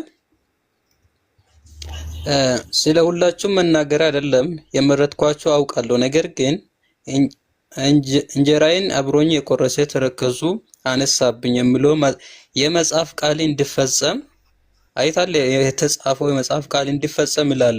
አንዳንድ ቦታ ላይ መጽሐፍ ቅዱስ ስለ በፊት በነቢያት ማለት ነው ስለተተነበየ ስለተጻፈ፣ ስለዚህ ደግሞ በህይወቱ ላይ እንደዛ እንደተጻፈ የሚሆንበትም ተናለው ማለት ነው። ኢየሱስ አምላክ ነው ብለን የምታምነው ሲንገር ኦልራይት እሺ አምላክ መሆኑን እንትን ልስቴ እንደዛ ብሎ ኢየሱስ አስተምሯል። መጀመሪያ ከሱ ተነስልኝ። በጣም ብዙ ቦታ ላይ አለ እኮ ጥቅሱ ኢየሱስ ክርስቶስ አምላክ መሆኑን እሱም ራሱ አምላክ እንደሆነ የተናገረበት። በቃ እሱን ንገረኝ። እሺ ዮሐንስ ወንጌል ወደ ዮሐንስ ወንጌል እንሂድ ምዕራፍ 8:56 እሺ ነው ያለው።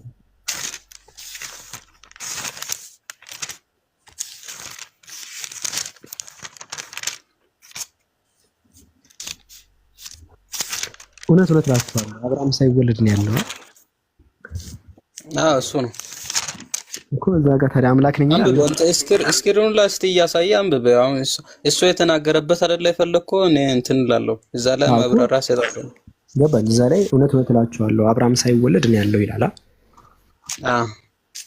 እኮ አሁን ይሄ ታዲያ ወደ አምላክ ነው ይላል እንዴ? ታዲያ ኢየሱስ እኮ አምላክ ነኝ ብሎ በቀጥታ ያስተማረበት የለም ወይስ ይሄኛው ፍጡር ማለት ነው? ፍጡር ከመፈጠሩ በፊት መኖር ይችላል? ፍጡር ከሆነ ኦኬ። ኢየሱስ ማርያም ማህፀን የተፈጠረው ብለን የምታምነው ስጋው ነው በማርያም እንትን በወደ የተፈጠረው። ኢየሱስ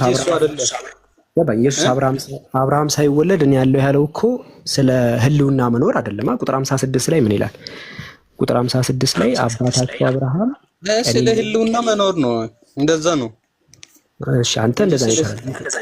ስለ ህልውና መኖር እንዳልሆነ ደግሞ አውዱ ደግሞ ይነገረናል። ቁጥር 56 ላይ አባታቸው አብርሃም ቀኔን ያይ ዘንድ ሐሴት አደረገ አየም ደስም አለው ይላል። አብርሃም ቀኔን አየ ነው እያለ ያለው ኢየሱስ እንጂ እኔን አይቶኛል እኔ ነበርኩኝ ያለ አይደለም። አብርሃም ቀኔን ያይ ዘንድ አለ ሐሴት አደረገ አየም ደስም አለው። አብርሃም ያየው ኢየሱስን ነው ወይስ የኢየሱስን ቀን ነው? የኢየሱስን ቀን ነው ያየው ቀኔን ያይ ዘንድ ስላለ አይደል? ወደ ላይ እና ነብስቴ እሺ ቁጥር 56 ልክፈትልህ። እኔ ኢየሱስ እንዲህ ሲል መለሰ ላልክ 54 ላይ ክፈተው።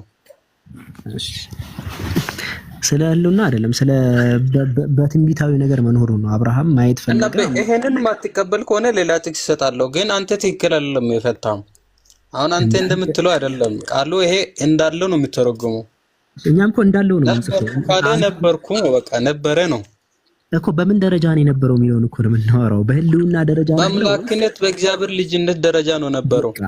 እሱ ያንተ ፍቺ ነው፣ የመጽሐፉ ፍቺ አይደለም። አሁን እኛ የምናወራው ወደ መጽሐፉ ፍቺ ነው የምናወራው። የመጽሐፉ ፍቺ ላይ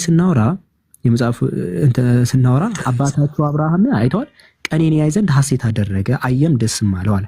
ኢየሱስ እዚህ ጋር እያወራ ያለው አብርሃም እኔን አይቶኛል ነው የሚለው ወይስ ቀኔን አየ ነው የሚለው? ቀኔን አይደል የሚለው? አብርሃም ያየው የኢየሱስን ቀን ነው። የኢየሱስ ቀን የተባለው ይሄ ኢየሱስ የሚመለስበት ቀን ነው። ምክንያቱም መጽሐፍ ቅዱስ ላይ ኢየሱስ የሚገለጥበት ቀን ተብሎ የኢየሱስ ቀን ተብሎ የተቀመጠው የሚመለስበትን ቀን ነው። ለዚህ ማስረጃ ከፈለክ ልክፈትልክ። ቀን የተባለው ምንድነው የሚለው ለመፍታት ማለት ነው። ከፈለክ ቀን የተባለው ለመፍታት አንደኛ ቆሮንቶስ ምዕራፍ 1 ቁጥር 8 ልክፈትል። አንደኛ ቆሮንቶስ ምዕራፍ 1 ቁጥር 8 አንደኛ ቆሮንቶስ ምዕራፍ 1 ቁጥር 8 ላይ ይኸው እርሱም በጌታችን በኢየሱስ ክርስቶስ ቀን ያለ ነቀፋ እንድትሆኑ እስከ ፍጻሜ ድረስ ያጸናችኋል አለ። በማን ቀን ሲባል በኢየሱስ ቀን ይላል። የኢየሱስ ቀን የተባለው ጠብቁ ሲባል የሚገለጥበትን ቀን ነው። ስለዚህ አብርሃም ቀኔን ያይ ዘንድ ሐሴት አደረጋል አየም ደስ ይላል። እሺ እሱን እንደዛ ፈታ እንበል። እሱ ወደዛ ሳንወርድ በፊት ማለት ነው ቀደም አባታቸው አብርሃም ከ54 ላይ እናንብብስቲ 54 ወደ ኋላ 54 ላይ እንቆይ ትንሽ እዛ ላይ እንቆይ። እሺ ቆይ እንጨርሰውና ከዛ አንተ ወደ ኋላ ትመልሰኛለህ ከፈለክ ሐሳቡ እንዳይበተንብኝ ማለት ነው። እዚህ ከዛ ኢየሱስ ምን አለ? አባታቸው አብርሃም ቀኔን ያይ ዘንድ ሐሴት አደረገ አየም ደስም አለው። ከዛ አይሁዶች ደግሞ ገና 50 ዓመት ሳይሞላ ነው ስለ አካል ነው ያወሩ። ገና 50 ዓመት ያሞላ አብርሃም ላይ ታል አሉት። እሱ ደግሞ ኢየሱስ እየተናገረ ያለው እዚህ ጋር ምንድነው? ቀኔን ያይ ዘንድ ነው። እንደውም አብርሃም ሳይወለድም አለው አለ። አብርሃም ሳይወለድ በምን ደረጃ ነበረ? በትንቢት ደረጃ ነበር። ለምሳሌ ሌሎች እንደ ዘፍጥረት 3:15 ላይ ካየኸው በዘርና በዘሯ ይላል። በዘር የተባለው የሰይጣን ዘር ነው። በዘሯ የተባለው የሴቲቷ ዘር ነው። ይሄ ደግሞ ፕሪንሲፓሊ ዘር የሷ ዘር ጭንቅላቷን የሰይጣን ጭንቅላት ይመታል የተባለው ኢየሱስ ነው። አንዱም አብርሃም ሳይወለድም አለ። ስለዚህ እዚህ ጋር አውዱ ኮንቴክስቱ ቶታሊ ስለ ህልውና ሳይሆን የሚናገረው ስለ ኢየሱስ ቀን ድሮም እንደተነገረ የሚናገር ስለ ተስፋ ቃል ነው የሚናገረው። ለዛ ነው የተስፋ ቃል ተነገረ ያለው። እዚህ አንድ ቦታ ላይ ብቻ እንደዛ ብል እኮ አሪፍ ነበረ፣ ግን ብዙ ቦታ ላይ እኮ እንደዚህ አይነቶችን ይሰጣል። እሺ ጥቀስ ሌላ ቦታ ላይ ደግሞ አምላክ የሚል ነገር ካለ ጥቀስ። ኢየሱስ 54 ላይ እኮ ኢየሱስም እንዲህ ሲል መለሰ፣ እኔ ራስን ባከብር ክብረ ከንቱ ነው፣ የሚያከብረኝ እናንተ አምላካችን የምትሉ አባቴ ነው፣ እናንተ ባታውቁንም አውቃለሁ። እሺ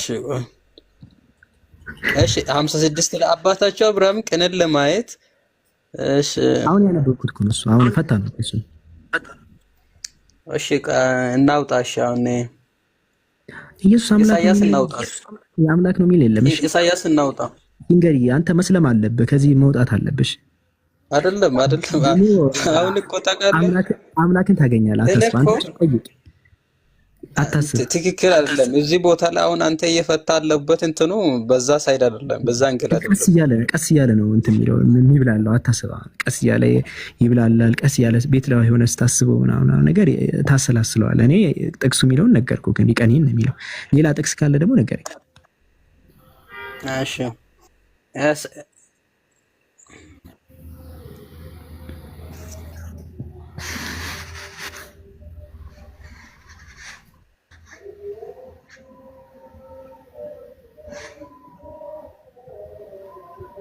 ኢሳይያስ 45 እንትን ኢሳይያስ 45 አውጣልኝ እስቲ።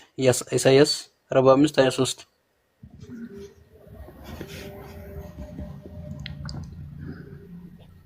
ኢሳይያስ ስንት 45 ኢሳይያስ ላይ እኮ የሚያወራው ሌላ። እሺ እሺ ቃሌ ምላስ ምናምን የሚለው ቃሌ ከአፌ ጽድቅ ወጥታለች አትመለስም፣ ጉልበቱም ሁሉ ለእኔ ይንበረከካል፣ ምላስም ሁሉ በእኔ ይምላል ብዬ በራሴ ምያለሁ አለ። ምላስም ሁሉ ምን ይላል እኮ? በአምላክ ስም ይንበረከካል ነገር ነው እንግዲህ።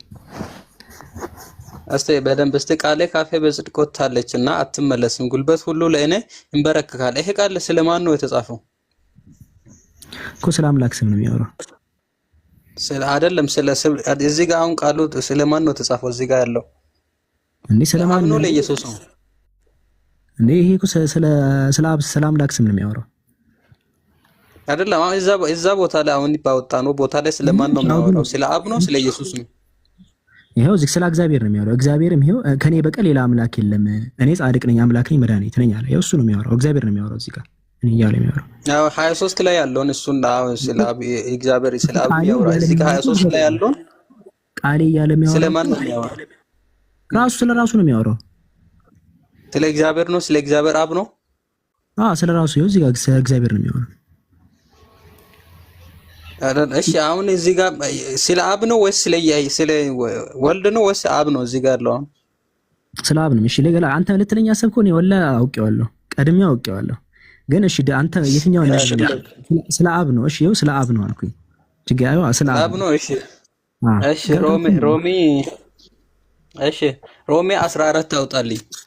እሺ ለምን አቋራጭ አንጠቀምም? እኔ አሁን አንተ መጠቅሰውን ጥቅስ ስለማውቀው በጊዜ የኔን መልስ ደግሞ ዘልዬ ለምን አልመልስልህም? ቀጥታ ማለት ነው አይደለም አትመልስልኝ። ጊዜ ለመቆጠብ እኮ ነው። ገብቶኛል። አንተ ለተኛ ሰው በጣም ገብቶኛል። እሺ አውጣውና እናንብቦና ከዛ ትመልሳለህ። እሺ ችግር የለም። ሮሜ ስንት? በኢየሱስ ክርስቶስ የሚንበረከኩ ዘንድ ነው ምናምን የሚለውን ልታወጣልኝ የፈለከው? ሮሜ 14:11 እሺ ምላስም ሁሉ ምናምን የሚለውን ልትለኝ ነው እንግዲህ። ገብቶኛል እኮ እሱ ከሆነ ያው አንተ አውጣውና አንብቦ እስቲ አንብቦ ቃሉ ስለምንሳሳት ያው ገብቶኛል አልኩ እኮ። እኔ ሕያው ነኝ ይላል ጌታ፣ ጉልበት ሁሉ ለእኔ ይንበረከካል፣ ምላስም ሁሉ እግዚአብሔርን ያመሰግናል ተብሎ ተጽፏል አለ። አሁን እዚህ ጋር ያወራለው ማለት ነው እያንዳንዱ ለእግዚአብሔር ስለማን ነው? እዚህ ጋር ቃሉ 11 ላይ ያለው ማን ነው? እግዚአብሔር በክርስቶስ ስለሚፈርድ እኮ ነው። እግዚአብሔር በክርስቶስ ነው የሚፈርደው። ስለ ፍርድ ነው የሚያወራው። ስለሚፈርድ ምናምን አይደለም። 11 ላይ ያለው ቁጥር ማለት ነው። ይሄው ቁጥር 10 አታነብም? ቁጥር 10 ላይ አንተም በወንድምህ ላይ ወይስ አንተ ደግሞ ወንድምህን ታውቃለህ? ሁላችን በክርስቶስ ፍርድ ወንበር እንቆማለን አለ። ለምን ሲባል አባቴ እኔን እንደሾመኝ ይላል። ኢየሱስን የሾመው ስለ ፍርድ ምናምን ስለ ፍርድ አቁም። እዚህ ጋር እኔ ሕያው ነኝ ይላል ጌታ፣ ጉልበት ሁሉ ለእኔ ይንበረከካል። ማን ነው? ስለ እግዚአብሔር ነው የሚያወራው። ስለ ኢየሱስ አይደለም የሚያወራው እኮ የትንቢቱ ቃል እያለ እኮ ነው። የትንቢቱ ቃል ተፈጽሟል። የትንቢቱ ቃል የተፈጸመው በማን ነው? በማን ላይ ነው ተፈጸመው? እኮ ይሄኛው ነገር ኢየሱስ እኮ ኢየሱስን አምላክ ሾሞ በሱ ይሄ አሁን ያወጣው ሮሜ 14 እና 11 ይሄው ቃንዴ ልጥቀስልህ። ሰዎችን ሁሉ አብ እንደሚያከብሩት ወልድን ያከብሩ ዘንድ ፍርዱን ሁሉ ለወልድ ሰጠው ይላል። እዛ ክፍል ላይ ስለ ፍርድ ነው እየተወራ ያለው። አብ በኢየሱስ በኩል ነው እየፈረደ ያለው እንጂ ይሄው ፍርዱን ሁሉ ለወልድ ሰጠው ይታያል። አንተ አሁን እየሸፈንክ ነው ያለው። እንትኑን በደንብ እንትን እያደረክ አይደለም። እሺ እኔ እየሸፈንኩ አይደለም የሚለውን እንመልከት። ቆይ አንዴ አውዱ አንተ የሮሜን ንክፈት መጀመሪያ። ሮሜ 14 11 አይደል ያልከው? ይሄው ንክፈተው። ሮሜ 14 11 ይሄው አንተ በወንድምህ ላይ ስለምን ትፈርዳለህ? ይሄው ስለ ፍርድ ነው የሚያወራው። ከ11 ጀምረን በ11 ጀምረን እሱማ ተቆርጦ እየተወራ ነው። ለምን ከ11 10 ቁጥር ይተዋል? እሺ እዚህ ጋር እኔ ሕያው ነኝ። አሁን ሸፋኙ ማን እንደሆነ ታወቀ። አንተ ነህ እየሸፈንክ ያለው። ምክንያቱም ይሄው ነው ያመጣውኝ። አንተ በወንድም ላይ ስለምን ትፈርዳለህ? ወይስ አንተ ደግሞ ወንድምህን ስለምን ትንቃለህ? ሁላችንም አለ በክርስቶስ ፍርድ ወንበር ፊት እንቆማለን አለ። እኔ ሕያው ነኝ ይላል እዚህ ጋር። ከዛ ጌታ ጉልበቱን ለኔ ይንበረከካል፣ ምላስም ሁሉ እግዚአብሔርን ያመሰግናል ተብሎ ተጽፏልና አለ። አምላክን ያመሰግናል። ቅድም እዛ ጋርም ኢሳይያስ ለምን ተብሎ ነበር? አዎ አንድ ነገር ስትሃል። ለዛ እኮ ነው ቀድሜ ልንገር ያልኩት። አንድ ነገር ስትሃል። አምላክ ነው እኮ እየፈረደ አምላክ በክርስቶስ ነው። ቆይ ለበስክርስቶስ አንድ ጥቅስ ላምጣልሽ። አይደለም እኔ እኮ ስለ ፍርድ አይደለም የፈለኩት። እሱ ፍርድማ አለ ግን አይደለ ዋና ትኩረት ሐሳብ እሱ ላይ አይደለም። ስለ ፍርድ ነው አውዱ የሚያወራው። አውዱ እኮ የሚያወራው አይዱ አይደለም። አንተ እየሸፈክ ነው ያለው። እንትኑን በጣም እንትን እያረክ ነው። ቀን ቀጥሯልና አለ። ማን የቀጠረው? እግዚአብሔር። ቀን ቀጥሯልና በዚያን ቀን ባዘጋጀው ሰው በዓለሙ ላይ በጽድቅ ሊፈርድ አለው ይላል። በዛ ቀን የተዘጋጀው ማን ነው? ኢየሱስ ነው። ማን ነው የሚፈርደው? አብ በማ በኩል በኢየሱስ በኩል ነው የሚፈርደው። ስለዚህ እያንዳንዱን ይመረምራል። ሰዎች ይንበረከካሉ ሲባል ለኢየሱስ አይደለም የተንበረከኩ ያሉት። አምላክ ያንን ፍርድ አዘጋጅ። ዮሐንስ ወንጌል 5:22 ላይ ፍርድን ሁሉ ለወልድ ሰጠው ይላል። ፕላስ ደግሞ እዚህ ጋር ተሹሞ ነው ኢየሱስ የፍርዱ አጠቃላይ ባለቤት አምላክ ነው። አምላክ በኢየሱስ እየፈረደ ነው። እዚህ ጋር ይናገራል። እኔ አይደለም ያልኩት፣ የአብዱልከሪም ሐሳብ አይደለም። ባዘጋጀው ሰው በዓለሙ ሊፈርድ አለው ማ እግዚአብሔር። ይኸው ከላይ ከተመለከተ እግዚአብሔር ነው። እንግዲህ እግዚአብሔር ዘመዶች ከሆነን እያለ ይናገራል። እንግዲህ እግዚአብሔር ያለማወቅ ወራትን አሳልፈዋል። ማ እግዚአብሔር በየቦታቸው ንስሐ ከሆነ ሰውን ሁሉ ያዛላል። ከዛ ቀን ቀጥሯልና አለ። በዛን ቀን ባዘጋጀው ሰው በዓለሙ ሊፈርድ አለው። ማ እግዚአብሔር በኢየሱስ ሊፈርድ፣ እግዚአብሔር በኢየሱስ በኩል ዓለም ላይ ሊፈርድ። ስለዚህ እግዚአብሔር ነው ፈራጁ። እሺ ኢየሱስ ጀስት ሚዲየተር ነው። እሺ ቆይ አሁን አንተም የራስን አይዲያውስ የራስን እንትን ሐሳብ አብራርታልና እኔም የራስን ማብራሪያ ልስጣ። ቀደም ካነበብኩም ከኢሳይያስም ከዚህም አያይዤ እኔም ማብራራት እችላለሁ አይደለም? ሐሳቡ መብት ነው። የራስን ሐሳብ ማለት ነው። መብት ነው። አንተ ልትያሰብከው በእኔ ልበልልካ እዛ ከላይ አንተ እኮ የራስን ነው የነገርከኝ። ለምሳሌ አሁን የመጽሐፉ ባለቤት በአንድ ሳይል እኔ ነኝ። እኔም ደግሞ እኛም የምንረዳበት ወይ አለ፣ እኛም የምናውቅበት የምናብራራበት የኛ እንትን አለ፣ የኛ ሐሳብ አለ። ያንተን ነገር እንጂ ያንተን ሐሳብ የሮሜን ልክፈትልና እኔ በቃ እንደዛ ነው ልክፈትልክ። ያንተን ሐሳብ ደግሞ ትነግረኛለህ። እኔ እዛ ሐሳብ ላይ እሺ አሁን ኢሳይያስ ግባልኝ። ከዛ በኋላ አንተ ሐሳብን ትሰጣለህ። እኔ ሐሳብ እሱማ ከሆነ ወሬ ሊሆንብን ነው። እንደዛ ከሆነ ወሬ ሊሆንብን። አንተ ይኸው ጨርስ። ይኸው እኔ ምንም አልልም። ግራ ከገባኝ ብቻ ነው የምጠይቀህ። እሺ ኢሳያስ፣ እሺ አንተም በወንድምህ ላይ ስለምን ትፈርዳለህ? እሱ አይደለም ኢሳያስ አውጣልኝ። ኢሳያስ 45 ይሄ ተፈጽሟል አይደል የሚለው ተብሎ ተጽፏል ነው የሚለው። አንተ ሰው ተፈጽሟል አይደል የሚለው ተጽፏል ነው የሚለው። በነገራችን ላይ ተጽፏል ለሙሉ ቅድሙ ቦታ ላይ እኮ ነው ኢሳያስ ላይ ያለው ነው። ትንቢቱ እዚህ ጋር ነው ተፈጽሟል እኮ አዳር ተፈጽሟል አይደል የሚለው ተጽፏል ነው የሚለው። ተፈጽሟል አልኩ እንደ ተጽፏል ነው። ትክክል እኮ ነው። አዎ ገባኝ። አሁን ምን እየተባለ ነው? ስለዚህ ኢሳያስ ግባልኝ እስታም ወደ ኢሳያስ ላይ ይሄ ጥቅስ አለ። አሁን ምንም አዲስ ነገር ኢሳያስ ሜዳችን ምንም ይፈጥርልን ለውጥ የለም። ይሄው ኢሳያስ 45:23 አለ እኮ ጥቅሱ። እሺ ኢሳያስ ላይ ምን ይላል? ጉልበት ሁሉ ለሱ እንደሚንበረከኩ ይናገራል። ኢሳያስ ላይ ማለት ነው። ስለዚህ ለእግዚአብሔር ይንበረከካሉ። ያ እግዚአብሔር የተባለው ኢየሱስ ነው ማለት ነው። እዚህ ጋር ማለት ነው። እዚህ ጋር እኮ ሊበለው አይነ ሊበል ቃሉም እንደተጻፈው ቃሉ እንዳለው ማለት ነው። ቃሉ ላይ ካለ ቃሉ ነው የሚለው በለኝ። ቃሉ ካላለ ደግሞ እኔ ነኝ ያልኩት በል። ቃሉ ነው የሚለው እንደ እኔ ለምን የት ጋር ነው የሚለው? የት ጋር ነው የሚለው? ሮሜው የቅድሙ ቦታ እንዳትደህ የቅድሙ ቦታ ካሁኑ ማለት ነው እኮ ሮሜ 14 ያ በቃ አሳየኝ። ኢየሱስን እንደምን እዚህ ጋር አሳየኝ 11 እሺ እኔ ሕያው ነኝ ይላል ጌታ፣ ጉልበት ሁሉ ለኔ ይንበረከካል፣ ምላስም ሁሉ እግዚአብሔርን ያመሰግናል ተብሎ ተጽፏልና ይላል። ስለዚህ ቁጥር 10 ላይ ስታነቡት እኔ ሕያው ነኝ የሚለው ማን ነው? ጌታ ማን ነው? ጌታ ማን ነው? ኢየሱስ አይደል? ኧረ እግዚአብሔር ነው። ጌታ እዚህ ጋር አይደለም። እዚህ ጋር ጌታ የሚለው ኢየሱስን ነው የሚወክለው። አንተ ነው ያልኩት።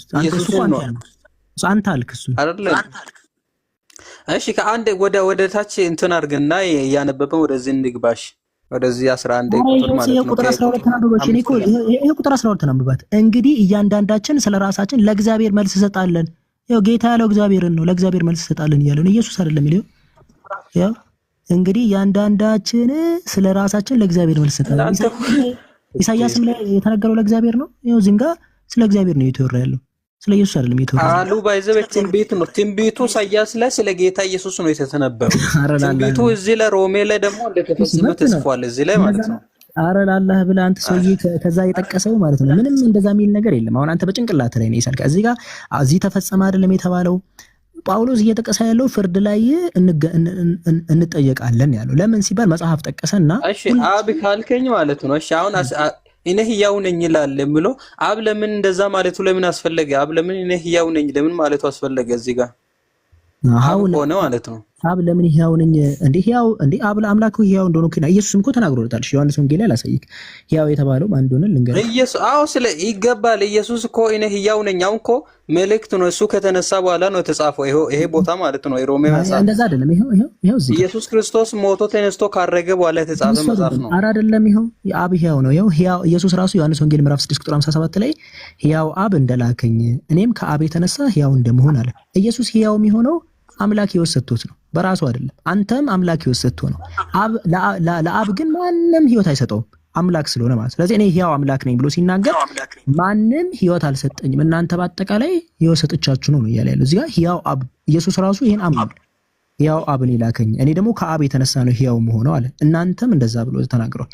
ስለዚህ ሕያው ብቻ ለብቻው በራሱ ሕያው የሆነን አካል ነው ማምለክ ያለብህ እንጂ ህይወት የሚቀበል ወይም ሕያውነቱ በሌላ አካል ጥገኛ የሆነ ነገር አታመልክሽ። ሲንገር ያን ኢየሱስ አምላክ ነው።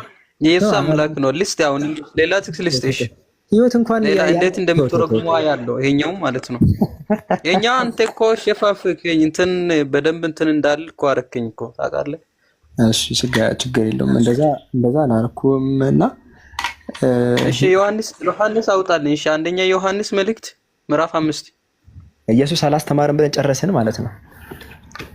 ምኑን ኢየሱስ እጅን ከኢየሱስ ትከሻ ላይ አውርደሃል ማለት ነው። ኢየሱስ አላስተማረም ብለን ጨረስን። ከሰው ትከሻ ላይ አወረድክ። አሁን ትከሻን ማን ላይ ነው ጫንከው ነገር? ከዛም ሰው ትከሻ ደግሞ ታወርደለክ። ከዛ ግን መጨረሻ ብቻ እና የሚያስፈልገው ነገር ጌታ ኢየሱስ አምላክ መሆኑ ነው። በየትም ይጻፍ በማንም ይጻፍ በስልስቱ መጽሐፍ ውስጥ ከሆነ እኔ አልቀበልም ስል አላሉም ብዬ ሞግታለሁ። ለምሳሌ ጳውሎስ አይደል ኢየሱስን አምላክ ነው ብሎ አያስተምርም። ግን ቢያስተምርም ባያስተምርም ምንም አይፈጠርም።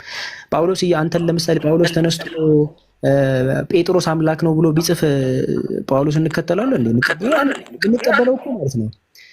ኢየሱስ ብቻ ነው መልእክተኛ ተብሎ የተላከው። እሺ ሌሎቹ በአጠቃላይ ኢየሱስን ነው የሚከተሉት። ለምን ሁላችሁ የምታውቁት ግልጽ እናውጣ። እሺ አሁን ሁላችሁ የምታውቁት ግልጽ ዮሐንስ አንዳንድ እናውጣ። ኢየሱስ አይደለም ያወራው እዛ ጋር እንዳውጣለን። ኢየሱስ አይደለም ያወራው። ዮሐንስ አንዳንድ እናውጣና እስኪ እኮ ኢየሱስ ከኢየሱስ ትከሻ አውርዳሃል እጅህን ከኢየሱስ ላይ ለምን ማውርዱ እኮ ዮሐንስ አንዳንድ እኮ ኢየሱስ አይደለም ዮሐንስ ነው የሚያወራው አይደል? እዛ ላይ ወደዛ ደግሞ እንሄዳለን። ግን መጀመሪያ ኢየሱስ እኛ እኮ እናንተ ጥያቄያችሁ መሆን አለበት እንዴት መሰለ አብዱ እሺ እንዴት መሰለ ጥያቄያችሁ መሆን አለበት እንዴት መሰለ እኛ አሁን ፕሮቴስታንት እምነት ተከታይ ስንሆን በ66ቱ መጽሐፍ ሁሉንም እንቀበላለን። ስለዚህ እዛ ውስጥ ከተጻፈው ሊጠይቁን ይገባል። እንዴት እሱ ራሱ ያለበት ምናምን እያላችሁ ይሆናል ታዲያ እንደዛ? አዎ ኢየሱስ ምን አለ መሰለህ የማይወደኝ ቃሌን አይጠብቅም። ዮሐንስ ወንጌል ምዕራፍ ኢየሱስ ምን አለ መሰለህ የማይወደኝ ቃሌን አይጠብቅም። ቀጥሎ ደግሞ ምን አለ? ከእግዚአብሔር ሰምቼ ነው ነገራችኋል።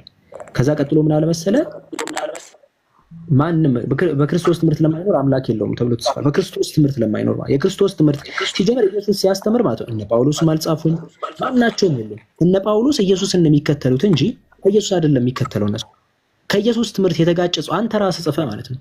ጳውሎስን ተወው፣ አንተ ራስህ ጽፈህ ማለት ነው። ማንም አልተሳሳቱም እኮ የጻፉት ሁሉ ትክክል ነው የጻፉት። በኢየሱስ ትምህርት ነው ምን መዘነው እሱ ተሳስተናል። ቆይ ኢየሱስ ነው በጳውሎስ የሚመዘነው ወይስ ጳውሎስ ነው በኢየሱስ የሚመዘነው? እስቲ ለይልኝ ይሄን ነገር። ማን ነው ባለስልጣኑ ማን ነው? ኢየሱስ እና እኮ መጽሐፍ ምን ይላል መሰለህ? መጽሐፋችን ምን ይላል መሰለህ? እሱ ያደረገው ድንቅና ተአምራቶች ቢጻፉ አለ ይሄ መጽሐፍ አይደለም ምድርም እንደማይችል የተደረገው ነገር ማለት ነው ብዙ ነው። እሱ የተናገረ ያስተማራቸው ሐዋርያቶች የተማሩት የሚያውቁት ከዚህ በላይ ነው። አሁን የተጣራ እኮ ነው። ችግር የለም። በራስ የምትተማመን ከሆነ ችግር ቀላል እኮ ነው። ኢየሱስ አላስተማረም ሌሎች አስተምረዋል ብለኝ እኔ እኮ ወደ ሌሎች እሄዳለሁ። ኢየሱስ አላስተማረም ሌሎች አስተምረዋል ካልገኝ ቀላል እኮ ነው። በቃ ወደ እነሱ እንሄዳለን። እንዳ እኮ ቅድም አልተቀበልክም እንጂ እኮ ዮሐንስ 8 ላይም እሱ ራሱ አምላክ እንደሆነ እየተናገረ ነው አለው። አይል ማዘጋ አሳየኝ እኮ እዛ ጋር ከአብርሃም በፊት ነበርኩኝ ካለ በቃ ነበረ ነው እኮ የነበረው በተስፋ ቃል ነው። ቁጥር 57 በተስፋ ቃልና ነበርኩኝ አለ በኢየሱስ ከአብርሃም በፊት ነበርኩኝ አለ እሱ። ራሱ ተናገረ እኮ ከአብርሃም በፊት እኮ ነበረ። ታዲያ ምንድነው ችግር? በህልውና ደረጃ ነው ወይ ነው ጥያቄ? እሺ ከአብርሃም በፊት ነበረ በተስፋ ቃል ደረጃ የተስፋ ቃል ደረጃ ሳይሆን በህልውና እኮ ኢየሱስ ያለው እንደዛ ነው እንጂ አንተ እንግዲህ ሌላ ኢየሱስ ካለ አላቅልህም። ግን ይሄ ዮሐንስ ወንጌል ምዕራፍ 8 ላይ ያለው ስለ ህልውና አይደለም። ቆላሲያስ 1:15 እናውጣ። ወደ ቆላሲያስ 1:15 ሁሉ በእርሱ ተፈጥሯል ምናምን የሚልበት አይደለ? እንሄዳለን። ግን ወደ ከኢየሱስ ወጣን። ሌሎች ስለሱ የጻፉትን እንመለከት አሁን ታዲያ በቃ እዚያ ላይ እሱን እኮ እናንተ እኮ ሌላ ትርጉም ትሰጣላችሁ እኮ በራሳችሁ ማለት ነው። ኢየሱስ ያስተማረው የለም። በቃ ወደ ሌሎቹ እንሂድ። ወደ ቆላሲያስ እንሂድ። ቆላሲያስ ላይ ያለውን አንብብልኝ። አውጣው ስክሪን ላይ ያሳየ እናንብብ አንድ ላይ የሆነ ነገር እየሰራ እሺ፣ አንተ አንብብ አንዴ። የሆነ ነገር እየሰራ እኔ የሆነ ነገር እየሰራው አንተ ሐሳብ ነው። ስራውን ተውና በእናትህ ትኩረት አድርገን እስቲ እናውራበት። እሺ ስራውን ተውና እንደዛ ነው። እሺ ቆላሲያስ ምዕራፍ 1 እርሱ ቀላል ነው እኮ በቃ ቆላሲያስ 1:8 ስለ አዲስ ፍጥረት ነው የሚያወራው። እዛው ላይ ስለ አዲስ ፍጥረት እንዳልሆነ ላሳያለሁ። አዲስ ፍጥረት ምን እንደሆነ አውጣ ብቻ አንተ ቃሉን አውጣ ብቻ። ቃሉ ሁሉ በክርስቶስ ምናምን ይላል ክፍሉ። አውጣው። እሺ ከሳያምኑ ብፁዓን ናቸው ያልኩ ግዴታ መውጣት አለበት። እሺ ላውጣልክ። መውጣት አለበት። ብፁዕ አይደለም ማለት ስክሪን ላይ ያነበብኩ እንትን እላለሁ። ሳያምኑ ብፁዓን ናቸው ይላል። አንተ ምን ማለት? እሺ ልክፈትልክ። ያው ከፈትኩልክ። አንብብና አንተን በል። ይኸውሽ አንተ የራስን አንብብልኝ። እሺ ላምብብ። እሺ እርሱም የማይታይ አምላክ ምሳሌ ነው። የሚታዩት እና የማይታዩት ዙፋናት ቢሆኑ ወይም ጌትነት ወይም አለቅነት ወይም ስልጣናት በሰማይና በምድር ያሉት ሁሉ እስቲ ወደዚህ መልሱ። ያሉት ሁሉ በእርሱ ተፈጥሯልና ከፍጥረት ሁሉ በፊት በኩር ነው። ሁሉ በእርሱ ተፈጥሯል። ስለ ኢየሱስ ነው የሚያወራው። ስለ ኢየሱስ ነው የሚያወራው። እና ምን ትላለህ አሁን እዚህ ጋር? ቆይ እንዳታጠፋ። ለምን ታጠፋለህ? እጄን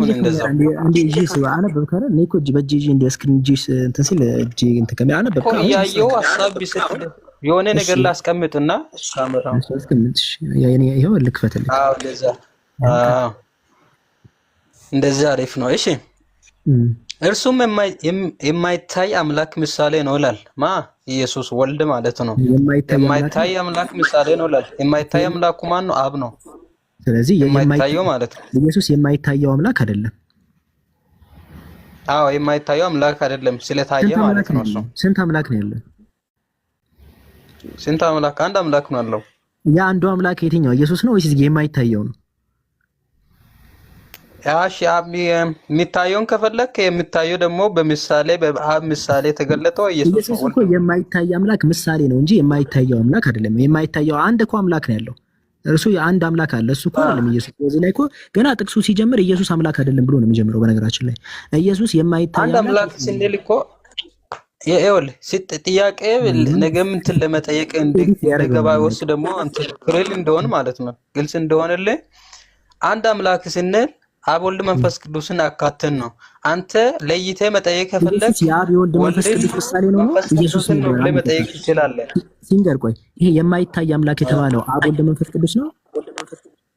የማይታይ አብን ነው። ኦኬ ስለዚህ የማይታይ አብ ለብቻው አንድ አምላክ ነው ማለት ነው። ታዲያ አብ ብቻውን አምላክ ከሆነ እኮ በቃ እንዴ አብ ለብቻው አምላክ ነው ወልድና መንፈስ ቅዱስ ሳያካትት? ስለዚህ ወልድ ሲደረብ አምላክ ነው ማለት ነው። ወልድ ሲደረብ 2 መንፈስ ቅዱስ ሲደረብ 3። እሺ አንድ ጥያቄ ሊጠይቅ ነው ማለት ነው። አንድ ሲደመር አንድ ስንት ነው የሚሆነው? 2 ነው። አንድ ሲደመር አንድ ሲደመር 2 አይደለም ወይ? አንድ ሲደመር መጽሐፍ ቅዱስ አንድ ካለስ ምን ትላለህ? እንዴ እኔ እንጃ። እኔ ካልኩሌተር ነበረኝ እዚህ ጋር ያው 1 + 1 ያው 2 ይላል። እንግዲህ እንደዚህ ነው አቀመኝ። እስቲ 2 ይላል አይደለ? መጽሐፍ ቅዱስ ግን 1 ይላል። አንድ ሲደመር 1 ይላል። ምን ትላለህ አንተ? እኔ ምን አውቃ። 1 ሲደመር 1 እስከማውቅ ድረስ 1 ሲደመር 1 2 እንደሆነ ነው እንግዲህ። እሺ አንድ ሰው ሲደመር ከአንድ ሰው ጋር ስንት ነው? 2 ሰው። አንድ ሰው ካለስ መጽሐፍ ቅዱስ ምን ትላለህ አንተ? የዓላማ አንድነት ሊሆን ይችላል እንጂ የዓላማ አንድ ሊባል ይችላል።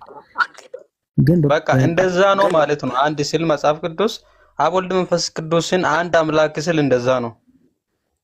በዓላማ ነው አንድ የሆኑት። እሺ ማቴዎስ እንትን አውጣልኝ። ማቴዎስ ኤፌሶን 5:31 ይሄን ሐሳብ ግልጽ ይሆንልህ ማለት ነው። እሺ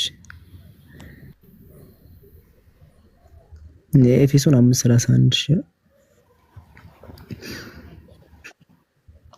ኤፌሶን ያው ባልና ሚስት አንድ ስጋ ይሆናሉ ልትለኝ ነው? አውቄያለሁ እባክህ። እሺ አወጣሁልህ።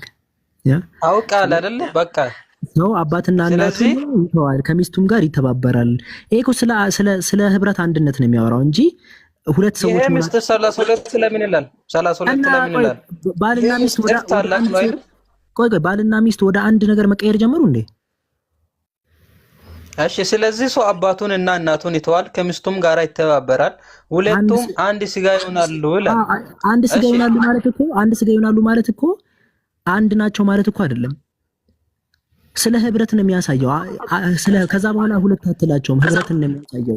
የህብረትና የምንነት ነው። አሁን እዚህ ጋር በምንነት ስንት ናቸው ካልከኝ ስንት ሰው ነው ያለው ብትለኝ 2 ሰው ነው ያለው። ስንት ሰው ነው ያለው? እነዚህ ባልና ሚስቶች ስንት ሰዎች ናቸው ብትለኝ 2 ሰዎች ናቸው። አንድ ሰው እሺ ሰዎቹን እንተውና 2 ስጋ ናቸው። አንድ ስጋ ናቸው። ስጋ በቃሉ እንሂድ። ይሄ ስለ ህብረት ነው የሚያወራው አልኩህ እኮ ስለ ህብረት ነው የሚያወራው። አዎ ይሁን ስለ ህብረት ስጋችሁ እኮ አንድ ላይ አይደለም አይደለ? እኔ ተከልኩ አጵሎስ አጠጣ የሚተከልና የሚያጠጣ አንድ ናቸው አለ። ክፍል ከአንደኛ ቆሮንቶስ 3:6-9 ላይ የሚተከልና የሚያጠጣ አንድ ናቸው ሲባል ይሄ አሁን አማኞችን በመስበክ ደረጃ አንድ ተባለ። ኢትዮጵያና ኤርትራ አንድ ናቸው ሊባል ይችላል።